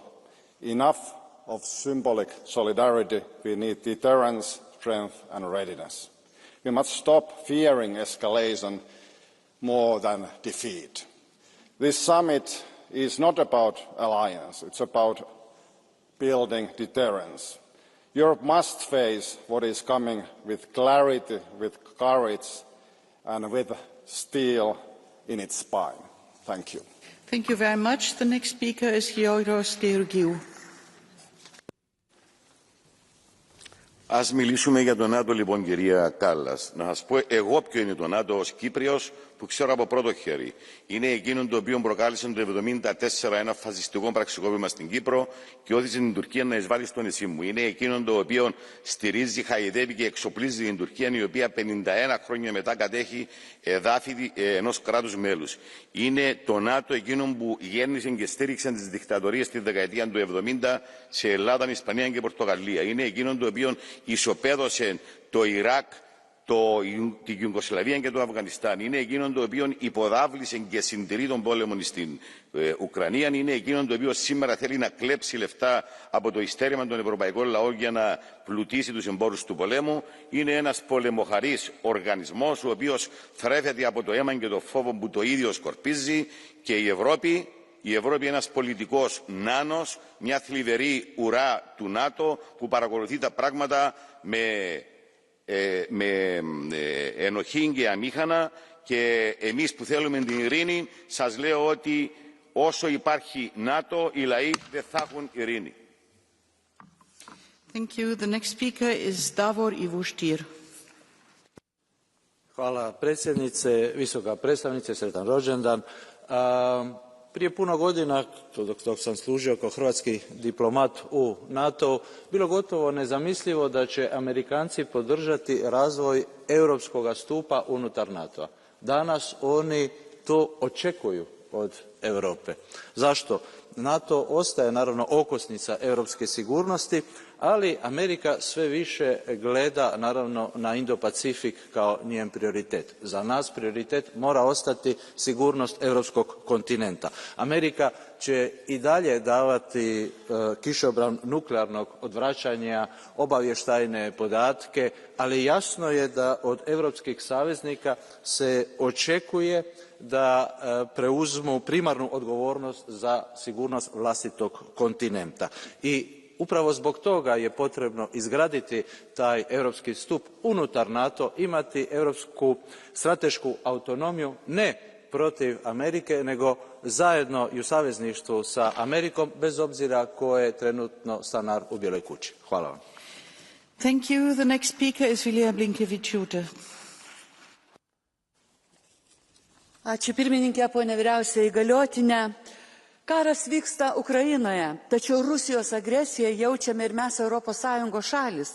Štai Baltijos jūra jau tapo nuolatiniu Rusijos karo lauku. Todėl šiuo sudėtingu laikotarpiu mums kaip niekada yra reikalingas solidarus, stiprus ir patikimas NATO aljansas, turintis pakankamai išteklių pajėgų atremti bet kokią grėsmę. Ir labai tikiuosi, kad NATO lyderiai susitikimo metu susitars dėl principinių klausimų. Pirma, tai gynybos finansavimo didinimas iki 5%. Antra, kad bus įsipareigota ginti ir stiprinti rytinį Europos flangą, kuris kol kas išlieka pažeidžiamiausia vieta Europoje. Ir trečia, susitarti dėl nenutrūkstamos visokeriopos pagalbos teikimo Ukrainai. Mano šalis Lietuva, suprasdama realias grėsmes iš Rusijos, jau kitais metais viršys 5% ribą saugumui ir gynybai. Ačiū. The next speaker is Georgiana Teodorescu. Criza din Coreea de Nord, confruntarea din Taiwan, conflictul India-Pakistan, războiul Iran-Israel, războiul din Ucraina, iată doar câteva din cele 28 de focare de instabilitate care clocotesc astăzi pe glob. Prin urmare, viitorul summit NATO trebuie să privească harta geopolitică a lumii în complexitatea ei și cu specificitatea fiecărei regiuni în parte. De aceea, orice soluție care va fi avansată, fie că vorbim de mărirea contribuției la bugetul de apărare, ori de rolul Alianței Nord-Atlantice în oricare din aceste conflicte, va trebui să fie adaptată la nevoile, pericolele și particularitățile regiunilor și țărilor membre. De aceea, Uniunea Europeană trebuie să fie fermă atunci când vine vorba de propriile industrii de apărare, de modul în care statele ei membre își vor adapta contribuțiile NATO și în funcție de sprijinul acordat indirect alianței, prin intermediul multor măsuri luate deja până în prezent, precum și de renegocierea unor clauze offset categorice. Până la construirea unei viitoare armate a Europei, singura apărare reală și eficientă pe care o avem este NATO, deci trebuie să o îmbunătățim constant, având totodată grijă și la întărirea capacității naționale de apărare, precum și a industriei naționale militare. The next speaker is Reinier van Lanschot. Dear colleagues, without America, NATO doesn't work. NATO's commander, American. NATO's intelligence, American. NATO's weapons, American. And Trump's big betrayal of Zelensky in the White House showed us that at best the US is unreliable. So how can we make NATO work for Europe? That depends on next week's NATO Summit, which only seems to be about how much money each country will spend, a percentage. This is so short-sighted. Spending more money will not protect us. It's about how we spend it. Because if we do what we always did, we get what we always got. We need a European Supreme Allied Commander. We need a European intelligence service, and we need a European nuclear deterrent. Putin will only attack us if we are weak. A European army makes us strong. Thank you. Thank you. The next speaker is Zeljana Zovko. Thank you, Madam President. High Commissioner, happy birthday. It's not a nice way to spend your birthday listening to all of us here giving the speeches. 5%, it's quite realistic that we have to increase in the spending in order to seriously engage with our transatlantic partners and talk about strengthening European pillar of NATO.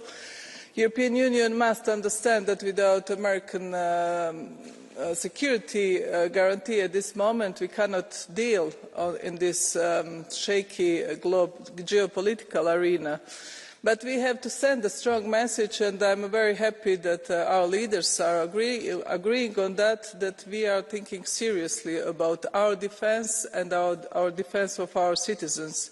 And not only our borders that are unsafe. As a Croat, I know very well where the danger is coming from, and from east, south and west. So regardless of the fact where you live, you cannot be safe if you seriously don't engage and communicate to your public that these are dangerous and challenging times, and we all have to pay for it. Thank you very much. Thank you very much. The next speaker is Richard Scholes. Dear colleagues, at The Hague, NATO must face reality. Russia is not a challenge. It is an enemy, and we must continue to call it that. It does not act alone. Iran, North Korea and China stand behind it, forming an authoritarian axis and fueling each other's aggression. This is not regional. This is systematic. Europe must stop hiding behind US guarantees. NATO's strength must grow to meet threats in Europe and beyond. And it's time to go back to basics. If the US shifts focus, Europe must defend itself and carry its share. The proposed 5% GDP target for defence is a necessity, not because GDP ratio wins wars, they don't. Strength, capabilities and action do. Ukraine cannot be sidelined. Its future is inseparable from NATO's security. And finally, while the NATO-Russia Council absurdly still exists, perhaps we could instead invite Putin to the following address in The Hague, to Aldevalsterweg 10, and I'm sure ICC would gladly receive him. Thank you. The next speaker is Irene Montero.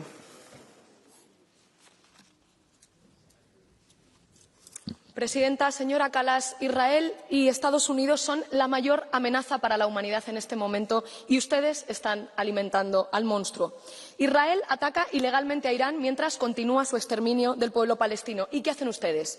Ursula von der Leyen apoya a Israel diciendo que tienen derecho a defenderse cuando son el agresor, señora Kallas. El canciller alemán da las gracias a Israel, cito literal, por hacer el trabajo sucio por todos nosotros. Esos son los valores europeos. ¡Qué repugnante y qué vergüenza, señora Kallas! Ustedes dicen que el peligro son las armas nucleares de Irán. Suena a lo que decían de Irak. Pero es Israel quien tiene armas nucleares. Es Estados Unidos el único país del mundo que se ha atrevido a lanzar una bomba nuclear. En la próxima cumbre de la OTAN ustedes van a firmar el 5% de gasto militar y dicen que es para defendernos. Pero ¿de verdad nos protege, señora Kallas, estar a las órdenes de Trump? ¿Nos protege gastar el dinero de las pensiones y de los hospitales, como ha dicho el jefe de la OTAN, en armas? ¿Nos protege que Israel presuma de vender ahora, durante el genocidio, más armas que nunca a Europa gracias a sus éxitos? Dicen, ustedes con el rearme están financiando el genocidio. Así que, señora Kallas, deje de arrodillar a Europa ante Trump y Netanyahu, que nos están llevando a la tercera guerra mundial. Si quieren guerra, vayan ustedes. The next speaker is Esther Lokosh.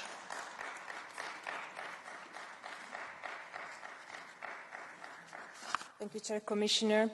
A NATO, Európa és Magyarország védelmének sarokköve ugyanakkor a védelmi kiadások GDP arányos 5%-ra emelése a társadalmi és egészségügyi kiadások rovására történik. Csak akkor szabad elköteleződnünk, ha készek vagyunk felismerni a minket potenciálisan érintő fenyegetéseket. Bár a hagyományos katonai képességek továbbra is fontosak, a hibrid fenyegetéseket is ugyanolyan komolyan kell venni. Emellett meg kell erősítenünk a társadalom ellenálló képességét, a védelmi ipart és a technológiákat Európa szerte. A magyar kormány kettős játéka különösen szembetűnő a honvédelem terén. 100 milliárdokat készül hadseregfejlesztésre költeni az orosz fenyegetés ellensúlyozására, miközben baráti kapcsolatokat ápol Putyinnal. Eközben pedig semmiféle magyarázatot nem ad a magyar embereknek arra, hogy miért ilyen égető ez a védelmi kiadásnövelés, és hogyan kívánja előteremteni ennek fedezetét egy amúgy is gyengélkedő költségvetésből. Senki sem szolgálhat egyszerre két urat, ahogy a latin mondás is tartja. A jelek szerint a magyar kormány mégis erre tesz kísérletet. De ha megnézzük, hogy a védelmi ipart a történelmi léptékű kiadásnövelés előtt privatizálták, egy valami biztosnak tűnik, az úr, akit kiszolgálnak, nem más, mint a magyar oligarchák. Thank you. The next speaker is Pekka Volgin. Уважаеми колеги, НАТО трябваше да се разпусне веднага след края на студената война, както стана с Варшавския договор. Ако това се беше случило, днес нямаше да има нито война в Украйна, нито риск от Трета световна война. Обаче вместо да прекрати съществуването си, НАТО се превърна в вампир, който за да живее трябваше да пие кръвта на други, т.е. да се разширява с нови държави. Именно заради този маниакален стремеж към разширяване на Северноатлантическия пакт избухна войната в Украйна. А най-големите печеливши, както от войната, така и от продължаващото съществуване на тази организация вампир, са големите производители на оръжие. Днес ни казват, че всяка държава членка трябва да отделя по 5% от своя БВП за отбрана. Утре сигурно ще увеличат процентите на 10, нали така? Вместо за образование и здравеопазване, огромни суми ще отиват за оръжие. Така хем ще ставаме по-бедни, хем опасността от глобална война ще нараства.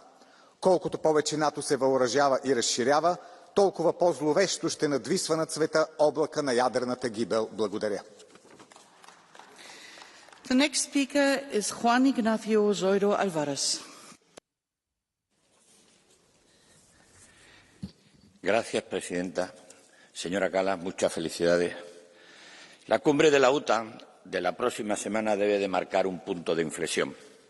Los europeos debemos demostrar nuestra mayoría de edad estratégica, nuestra responsabilidad con la defensa propia.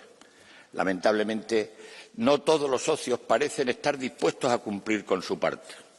El Gobierno de mi país, España, ya ha declarado que elevar la inversión de defensa hasta el 5% del PIB es un enorme error y que el 2% es más que suficiente. Pero no podrían estar más equivocados.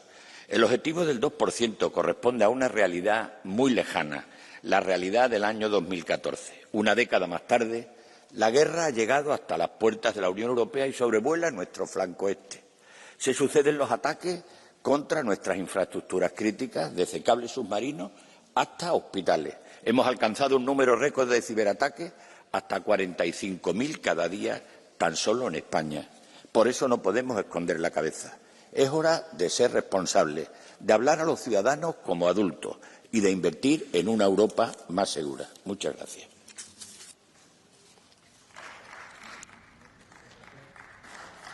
Muchas gracias. El siguiente orador es el señor Cepeda, por 1 minuto y medio. Muchas gracias, querido vicepresidente López. ¿Qué tal?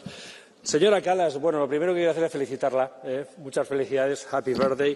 Espero que el debate de hoy vaya más orientado a hablar de paz que de guerra para felicitarla el día, ¿no?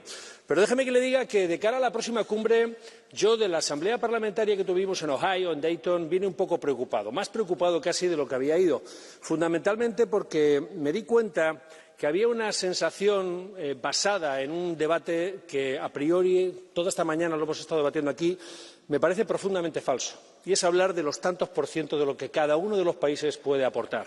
Sinceramente, creo que es mucho más importante para Europa ir pensando en ese gran escudo europeo, en esa gran estrategia que desde la Comisión ustedes tienen que desarrollar para crear una auténtica estructura una estructura militar de defensa europea. No podemos hablar de una guerra a cada uno de los 27 por nuestro lado. Me gustaría, por ejemplo, preguntarle ¿qué decisiones toman ustedes en la Comisión sobre qué sistemas, sobre qué bases de inteligencia toman ustedes las decisiones? ¿Sobre informes que le pasan 27? Es un lío. Yo creo que Europa tiene que tener un modelo propio, tiene que tener un ejército propio, tiene que los países aportar más al presupuesto de la Unión Europea para hablar de una realidad que usted esta mañana lo ha dejado claro y evidente, y es que existe una amenaza real por parte de Rusia que de cara a los próximos 3 o 5 años puede ser una realidad.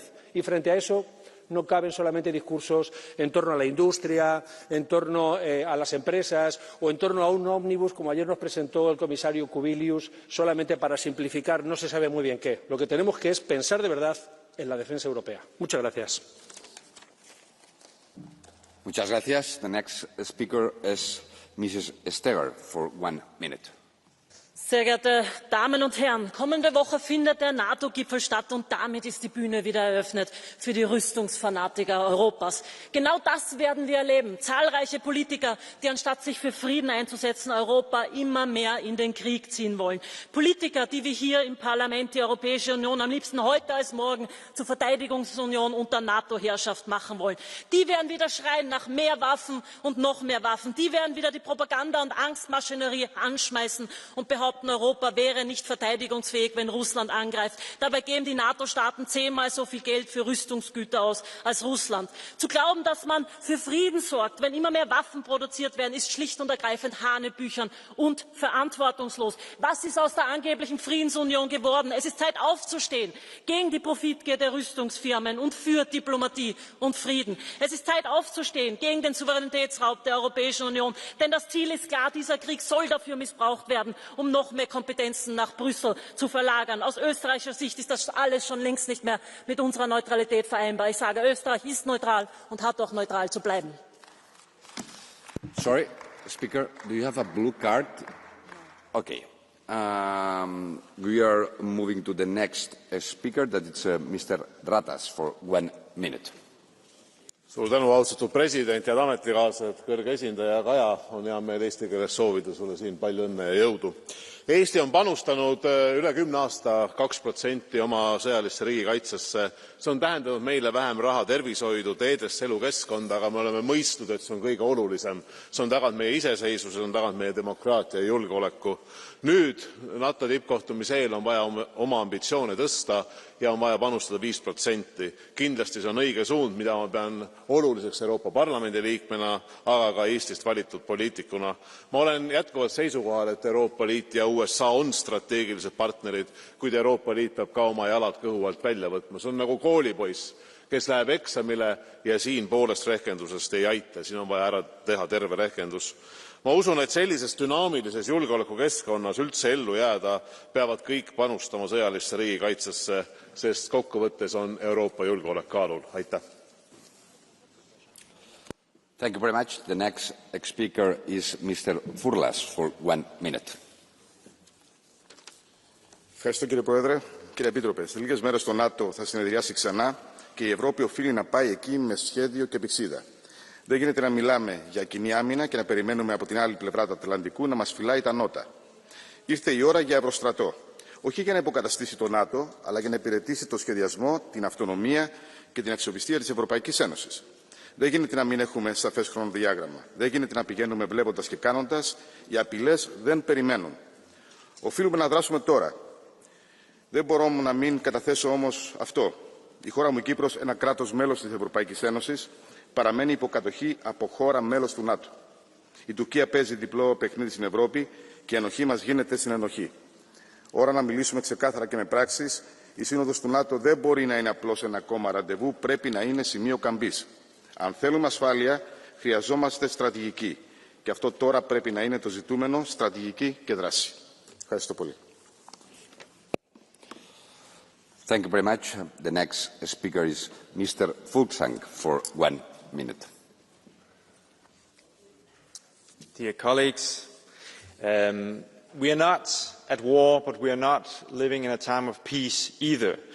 I think it's safe to say that in our lifetimes we are seeing the greatest threat that we have seen ever in Mr. Putin and his war in Ukraine, and who will be next if we do not stand together and invest in our common defence.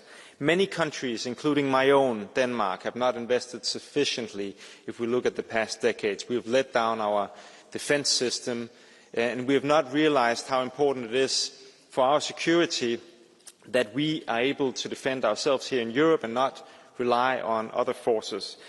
We are changing that. We are investing massively in Denmark, we are investing massively in other countries as well, but we have to realise that there are huge differences when you look at how much money that we in the European Union spend on defence, and we need to change that. So I urge you, colleagues, go to your governments, tell them to invest, tell them that we need a decision in The Hague, that we invest in our common defence. Let's do it, and let's do it now.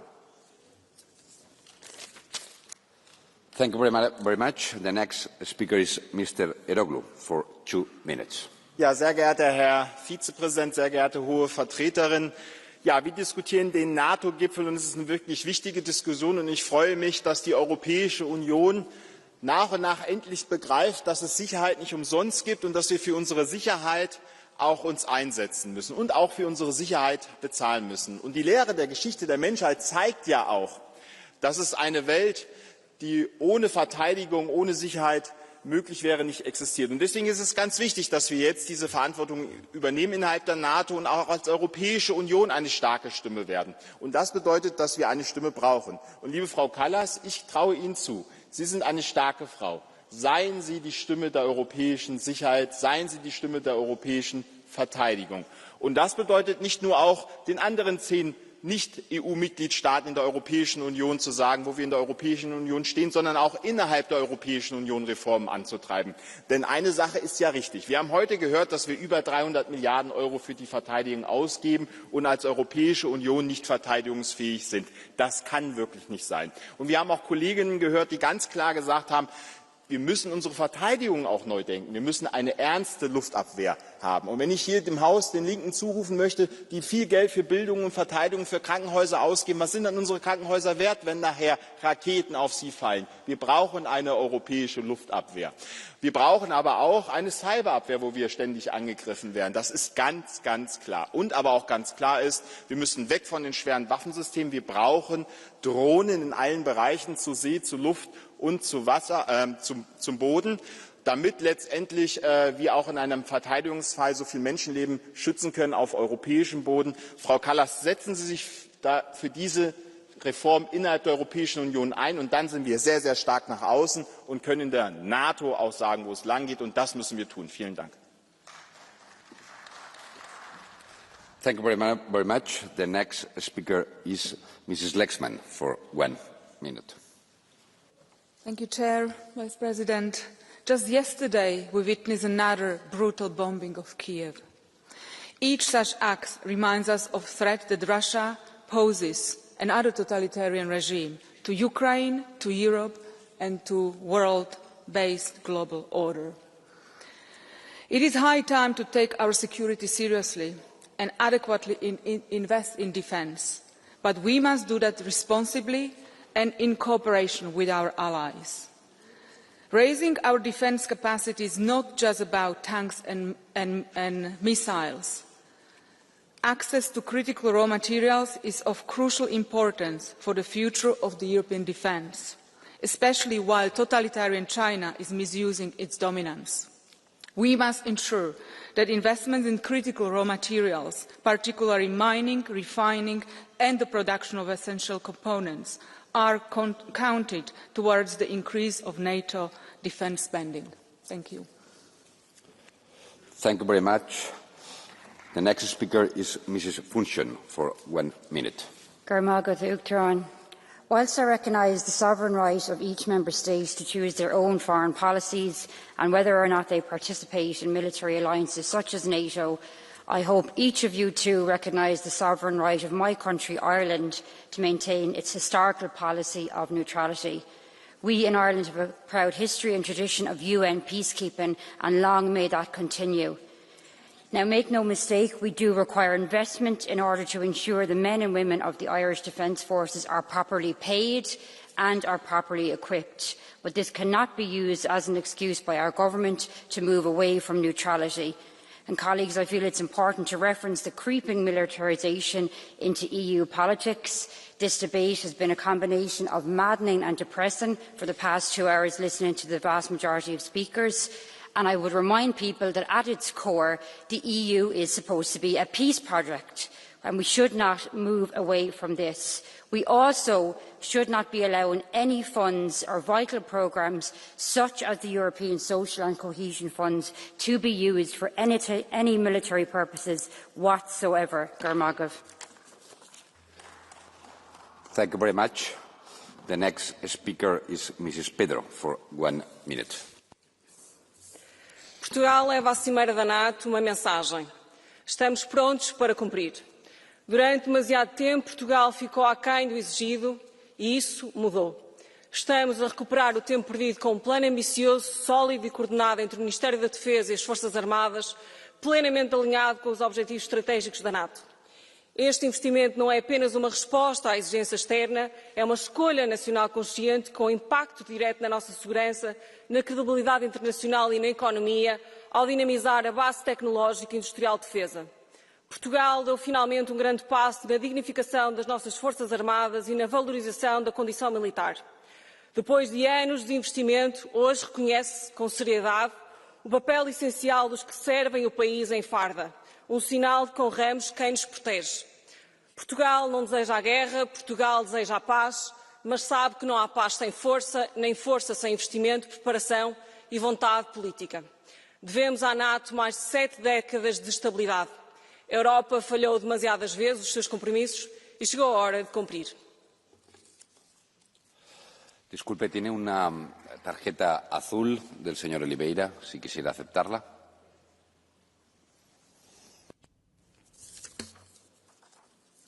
Obrigado, Presidente. Sr. Deputado Ana Miguel Pedro, como é que a senhora pode achar que o futuro dos povos pode ser a guerra, que o futuro dos nossos jovens pode ser a morte e a destruição? Como é que a senhora pode vir defender o investimento no militarismo e na corrida aos armamentos, achando que isso não acrescenta perigos de guerra, que não acrescenta perigos de conflitos militares, particularmente de dimensões catastróficas, considerando a capacidade de destruição, particularmente a nível nuclear, que hoje existe? Como é que a senhora deputada é capaz de dizer aos jovens portugueses que o único futuro para o qual podem olhar é um futuro de preocupação, de saberem qual é a guerra em que vão ter que ser empurrados para morrer? Senhora deputada, o militarismo e a guerra não são futuro para povo nenhum e também não o são para o povo português. Senhor Deputado, permita-me recordá-lo, porque às vezes a memória é curta quando convém, que o Senhor Deputado foi apoiante convicto de um governo, o governo da Geringonça, que foi responsável pelo maior desinvestimento em décadas na defesa.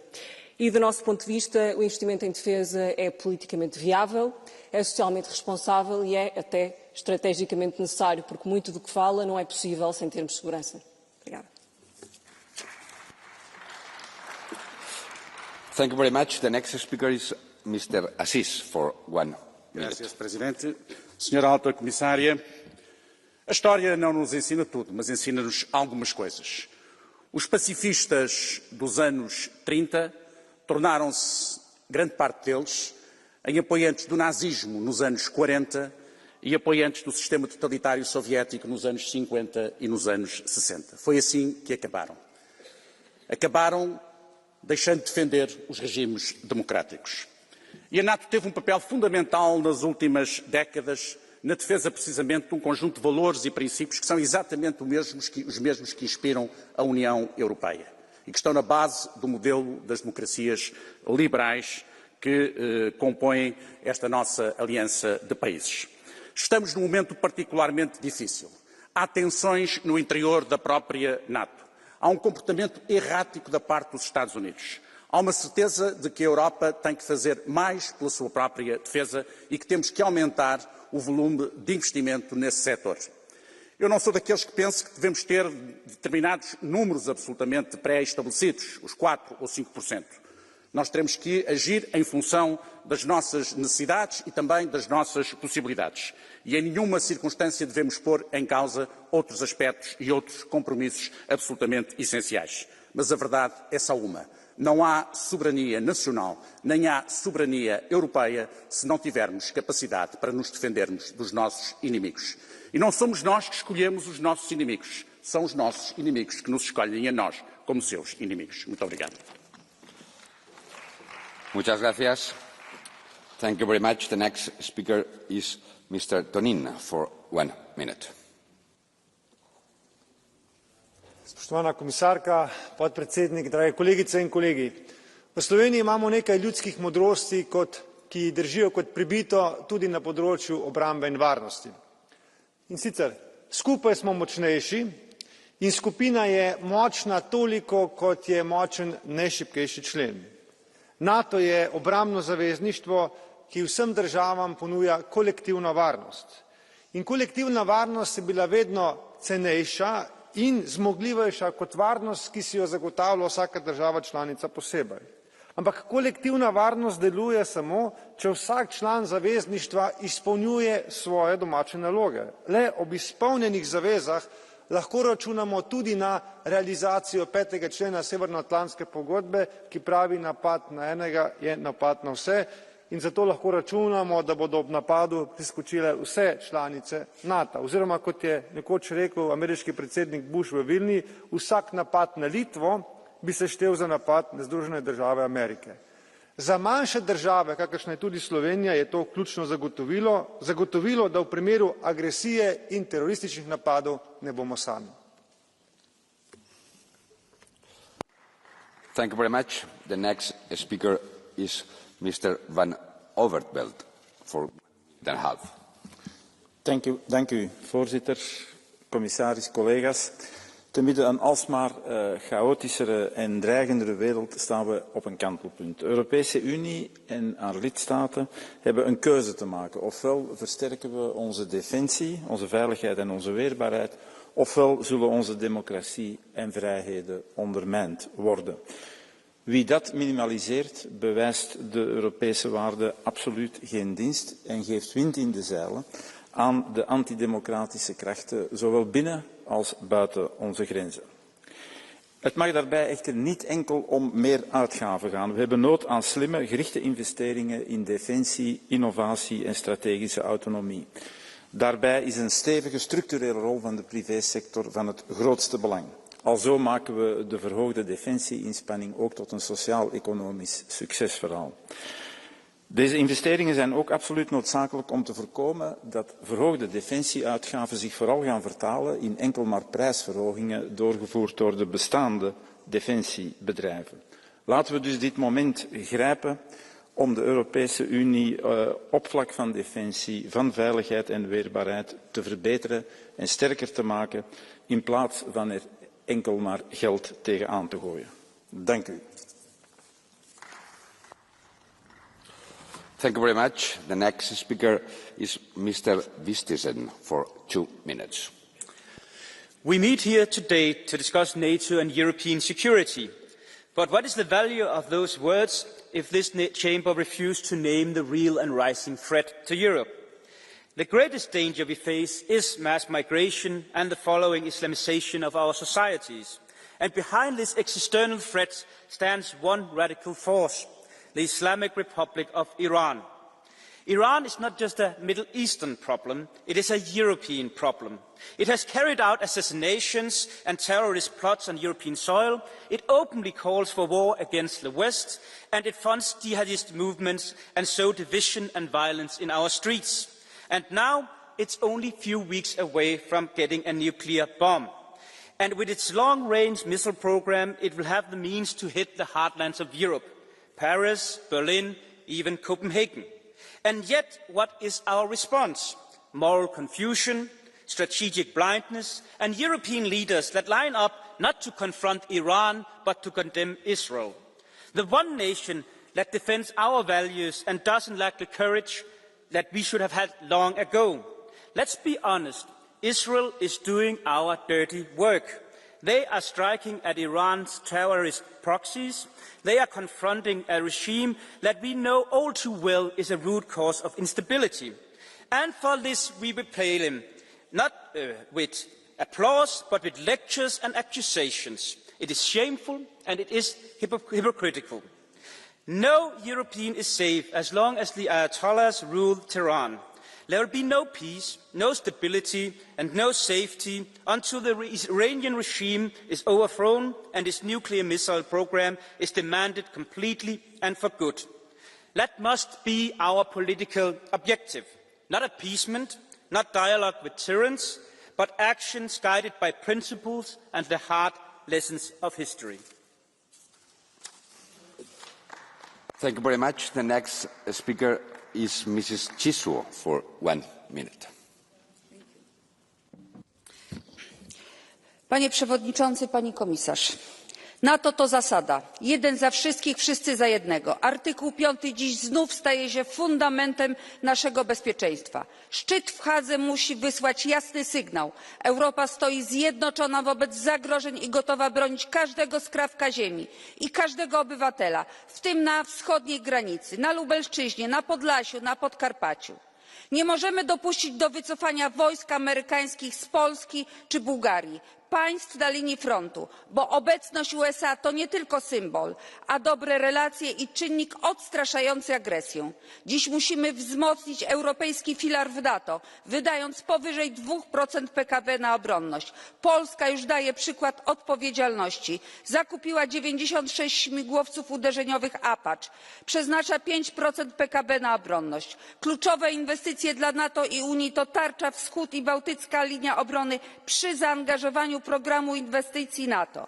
Po szczycie NATO Europa musi być silniejsza, a 500 milionów obywateli Unii Europejskiej bezpiecznie patrzeć w przyszłość. Jak mówi przysłowie, chcesz pokoju, szykuj się do wojny.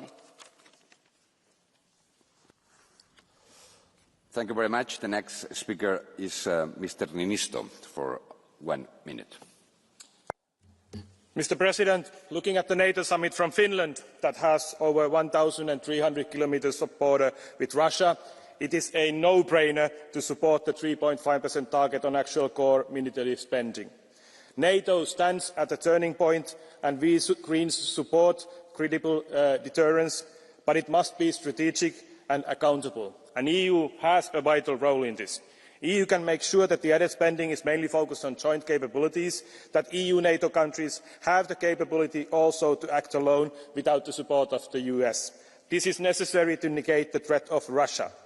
The EU can also make sure that much more is spent on European defence industry and on joint procurement. We need to mainly support Ukraine and stockpile our own reserves, and that means priority orders, and not to give grants to an already lucrative industry in sales to dubious third countries, and not to spend at the cost of spending cuts on the welfare of our citizens. We need to base the spending on defence on our European values, for those are the values that we want to protect. Thank you very much. The next speaker is Mrs. Kalniete for 1 minute. Kolēģi, Eiropai ir jāapzinās, ka Krievijas imperialistiskie mērķi sniedzas tālāk par Ukrainu. Dažādi izlūku dienestu dati skaidri pierāda, ka Krievija bruņojas un gatavojās konfrontācijai ar NATO. Tāpēc visiem sabiedrotajiem ir jāapņemās neatliekami ieguldīt aizsardzībā 5% no savu IKP. Hāgas samitā ir jānolēma šo ambiciozo mērķi sasniegt tuvākajā laikā. Mana valsts Latvija pierāda, ka tas ir izdarāms, ja ir politiska griba. 2018. gadā mēs tērējām aizsardzībai 2%, šogad jau 3,6% un nākamgad ieguldīsim 5%. To nedrīkst atlikt, jo mums visiem priekšā ir nākamās vēlēšanas, ir vajadzība ieguldīt sociālās programmās, izglītībā, veselības aprūpē un citās prioritātēs. Taču pašlaik politisko līderu svarīgākais uzdevums ir modernizēt aliansi, paaugstināt tās militārās un operatīvās spējas. Citas alternatīvas ilgstošam mieram Eiropā nav. Paldies! Thank you very much. And the next speaker is Mr. Della Valle for 1 minute. Grazie Presidente. Da alleanza difensiva la NATO si è trasformata negli anni in una macchina da guerra e la colpa è anche di noi europei. L'Unione Europea ha seguito acriticamente le linee di politica estera dettate dagli Stati Uniti, sia in Ucraina sia sostenendo il criminale di guerra Netanyahu. E quali sono i risultati? Perdita di credibilità e rilevanza più totale. Von der Leyen ci è venuta a raccontare che il piano Rearm EU sarebbe stata la prima pietra per l'indipendenza strategica, ma esattamente il contrario. Ha preparato il terreno per permettere agli Stati membri di aumentare le spese militari fino al 5% del PIL, come dettato da Washington. Miliardi di euro che dovremmo togliere alla sanità, alle pensioni, ai salari dei nostri cittadini, ma per difenderci da chi? Come si fa ad avere ancora il coraggio di accusare altri paesi di essere delle minacce per la sicurezza globale, quando la NATO negli anni ha lasciato una scia di sangue e terrore in ogni angolo del globo, quando oggi sostiene lo Stato terrorista di Israele nel genocidio contro i palestinesi e non dice nulla sull'aggressione al Libano, all'occupazione del sud della Siria e in ultimo all'aggressione ingiustificabile all'Iran? Oggi l'Europa dovrebbe mettere al centro gli interessi dei propri cittadini, mettere al centro un ruolo di pace e cooperazione e smettere di essere vassalli di chi semina terrore e progetti di guerra. Grazie. Grazie. Now we are moving to the catch the eye. We have 7-8 interventions. I will start with Mr. Sousa, and it will be for 1 minute. Senhor Presidente, Senhora Alta Representante, a ameaça de uma invasão europeia deixou de ser claramente um cenário hipotético. É hoje uma possibilidade concreta. E não é só na fronteira com a Rússia ou com a Bielorrússia. Em todas as fronteiras da União Europeia temos hoje sérias ameaças. Quero por isso saudar a Comissão Europeia pelas iniciativas recentes em termos orçamentais através do SAFE, Security Action for Europe, e do EDIP, European Defence Industry Programme, com mais de 150 mil milhões de euros para apoiarem os Estados-membros e as suas indústrias de defesa a caminharem no sentido certo, no sentido da soberania europeia, em termos de produção de material de segurança e de defesa. Para além de garantir umas forças armadas mais preparadas, este investimento será também um motor de emprego, de inovação e de valorização do tecido económico nacional, bem como de alinhamento com os objetivos de investimento na NATO. Espero que na próxima cimeira da NATO os países da União reafirmem o seu compromisso com a Aliança, mas acima de tudo demonstrem que o pilar europeu da NATO pode e deve sozinho defender a nossa União e a nossa Europa. Muito obrigado, Sr. Presidente. Muito obrigado. Ahora es el turno para la señora Grappini, for Mrs. Grappini.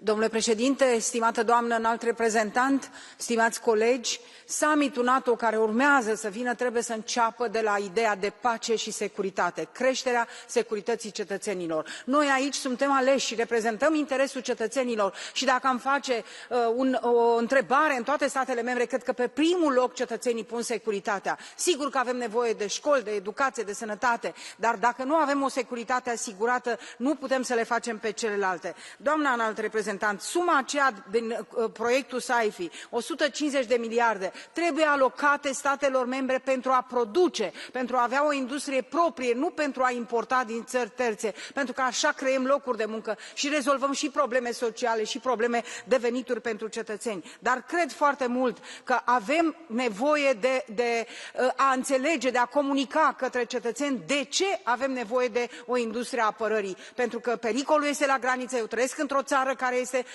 la graniță cu conflictul și, da, trebuie să ne gândim și la Republica Moldova, să vedem cum o integrăm pentru a putea avea siguranța flancului de est. Și cred că unitatea și solidaritatea trebuie să existe. Doamna comisar, Uniunea Europeană trebuie să aibă o poziție foarte fermă la NATO. Nu putem să lăsăm neapărați cetățenii din spațiul Uniunii Europene. Mulțumesc!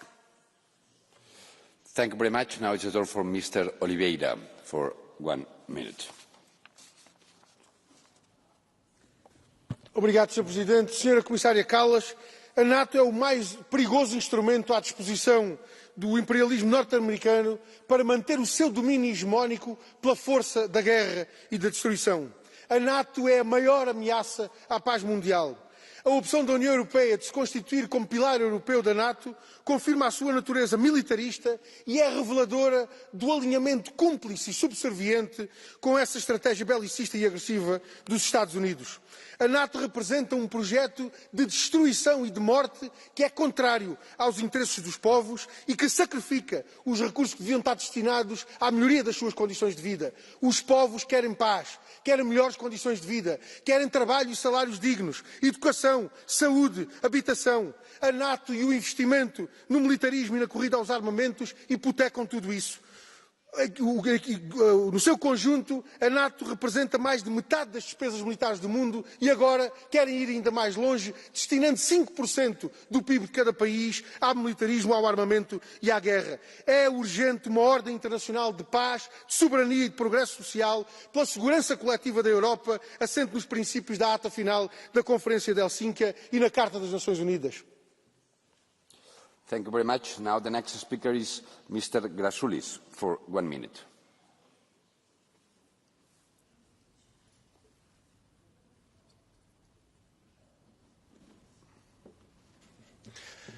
Sveiki. Europa turi suprasti, kad NATO tai yra Amerika.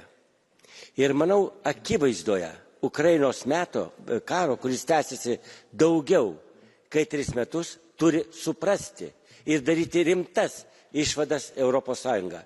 Jie turi turėti savo kariuomenę, savo ginkluotę, savo pramonę. NATO šiandien galima sakyti, kad tai Amerika. Jinai turi savo interesus. Bet Europa turi turėti savo interesus ir turi juos apginti.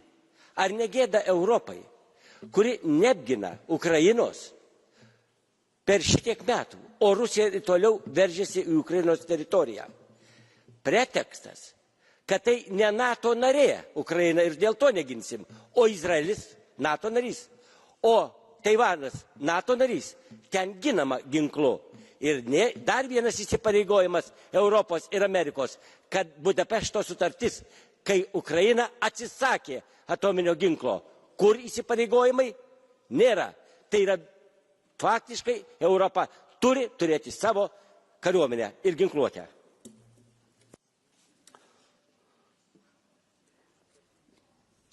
Thank you very much. The next speaker is Mr. Sipper for 1 minute.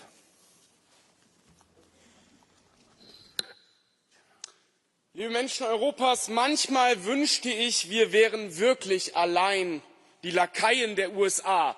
Dann wäre es nicht so schmerzhaft weltfremd, wenn manche hier behaupten, wir würden mit unserer Verteidigung allein amerikanischen Interessen dienen. Manchmal wünschte ich, in der Ukraine würde wirklich bloß ein Stellvertreterkrieg mit dem Westen geführt. Dann würden diese Verzerrungen der Realität, die manche hier betreiben, nicht so eine schamlose Beleidigung der Tapferkeit und der Freiheit des ukrainischen Volkes darstellen. Manchmal wünschte ich, die Ausgaben für unsere Verteidigung würden wirklich einfach aus den Sozialtöpfen genommen. Dann wäre dieses dilettantische Verständnis von Haushaltspolitik, das manche hier betreiben, nicht so peinlich für alle anderen Abgeordneten. In einer perfekten Welt brauchen wir keine Armeen, keine Rüstung. Bis dahin brauchen wir die NATO. Dankeschön. Thank you very much. The next speaker is Mr. Andriukaitis for 1 minute. Thank you, Chairman.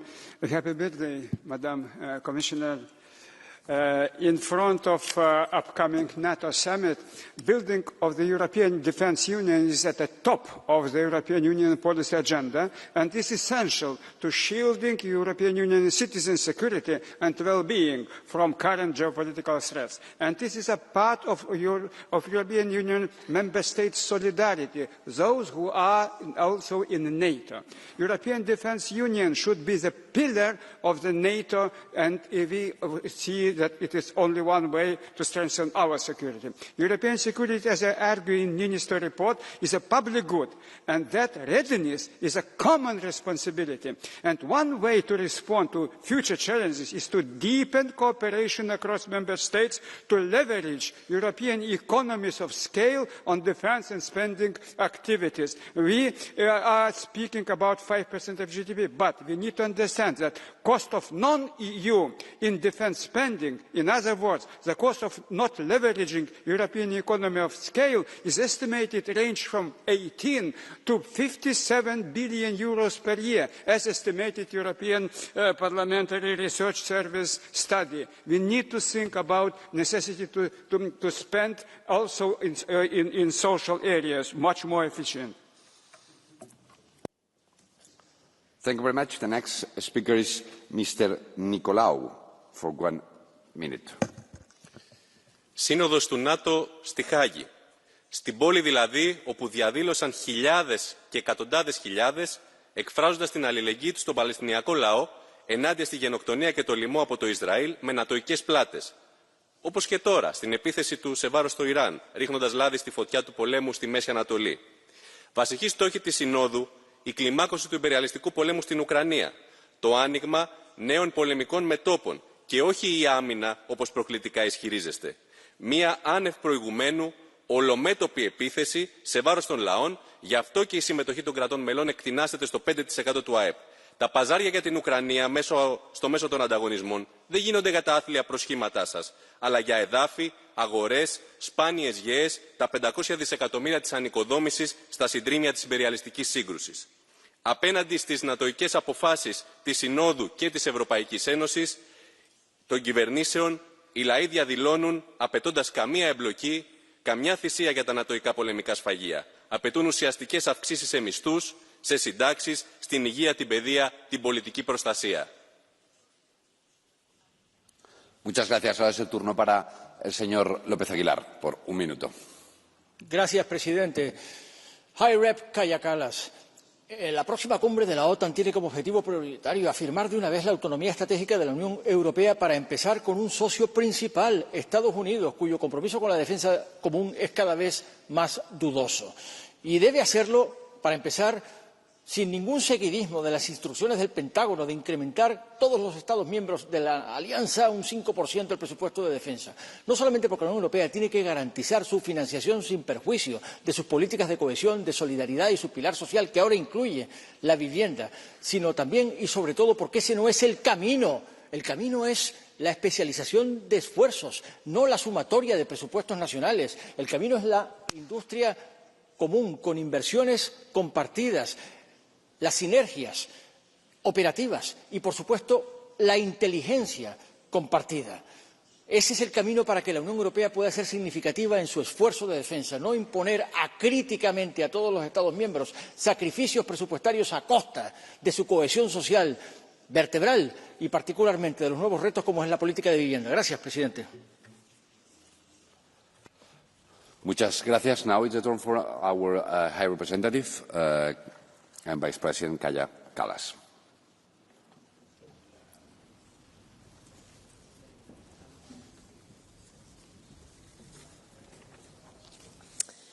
Thank you, honourable members, for this very intensive debate. I will just react on a few things.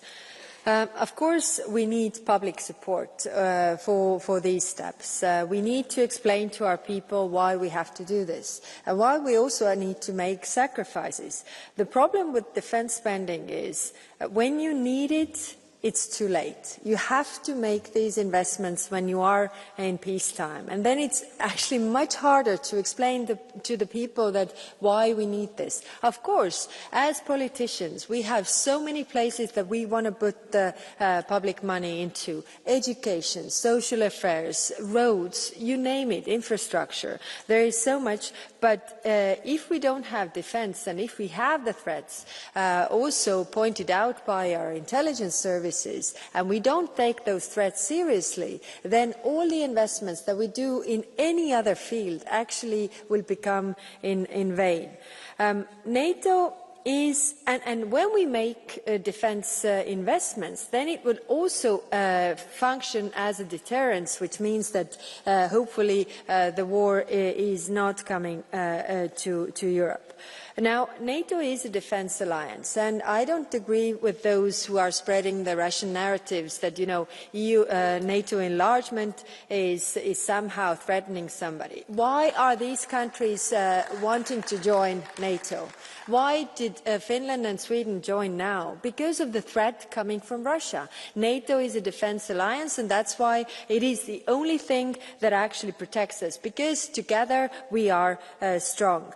Now, when it comes to NATO having the military plans and then EU having the plans for the defence industry, it is to complement these two institutions. It is to, like many of you said, not about the numbers, but actually the capabilities. What do we do with this money? And there I also echo what was said by many members here, is that we need joint projects, we need joint procurement. We need to do these things together because we need to also address the threats that we have together. Not, national security, but actually the security of us all together. So, there was also a question of, against whom these weapons are used that we are buying. I mean, it's like, you having a security system at home. You don't need it unless somebody breaks in. So this is exactly the same. You don't need those weapons unless somebody attacks you. And like I said in my speech, as Russia is spending so much more on military, they will want to use it. And against whom they want to use it? Well, there are, of course, many options, but we have to make sure that this is not against us, and it's also that it's stopping there. Then on the defence spending, we have a lot to learn from Ukraine, and I agree with those who said that it doesn't have to be only about enriching the defence industry. No, if we look at Ukraine, they have built the defence industry from zero, from scratch. So actually, bringing also the costs down, using much shorter procurement times, and we need to learn from there. Also, I want to address the issue of peace. Everybody in Europe wants peace. Europe is a peace project. We all agree on that, but we very clearly see right now the talks about the ceasefire that Russia doesn't want peace, and it takes at least 2 to want peace, but it only takes 1 to want war, and that is why we need to prepare. So we are living in dangerous times, and in order to have peace, you need to prepare for this. And I also want to address our Irish colleagues. I mean, yes, peace doesn't mean that the human suffering will stop. If, you surrender, you have the aggressor, and you say, okay, take all what you want, then it doesn't mean that the human suffering will stop. I mean, our experience behind the Iron Curtain after the Second World War, countries like Ireland get to build up their prosperity, but for us it meant, atrocities, mass deportations, suppressing your culture and language. This is what happens. It is also peace, but it's actually not freedom. It's not freedom of choice for people. And that is what the European Union is all about, and that is what we are also fighting for. Russia. Somebody said here that Russia has no reason to attack NATO. Well, Russia didn't have any reason to attack Ukraine either, or Syria, or Georgia, or the list is long. So they are not acting rationally, and we are democracies. We look through this democracy prism that it's not rational. They wouldn't do that. It's not rational to attack NATO. Well, we can't think because. We can't think how they think, and we need to prepare and learn from our past mistakes. And the past mistakes we have made in history. Many of you also mentioned this. I mean, there's not a lot and very far to see. And what I want to stress to all of those representatives coming from countries that are much further from Russia, look at the world map. Europe is a very small continent. Whatever happens in one part of Europe has an effect on us all. And we are only strong when we act together in NATO, when we act together in Europe. A stronger European Union is also a stronger NATO. Thank you.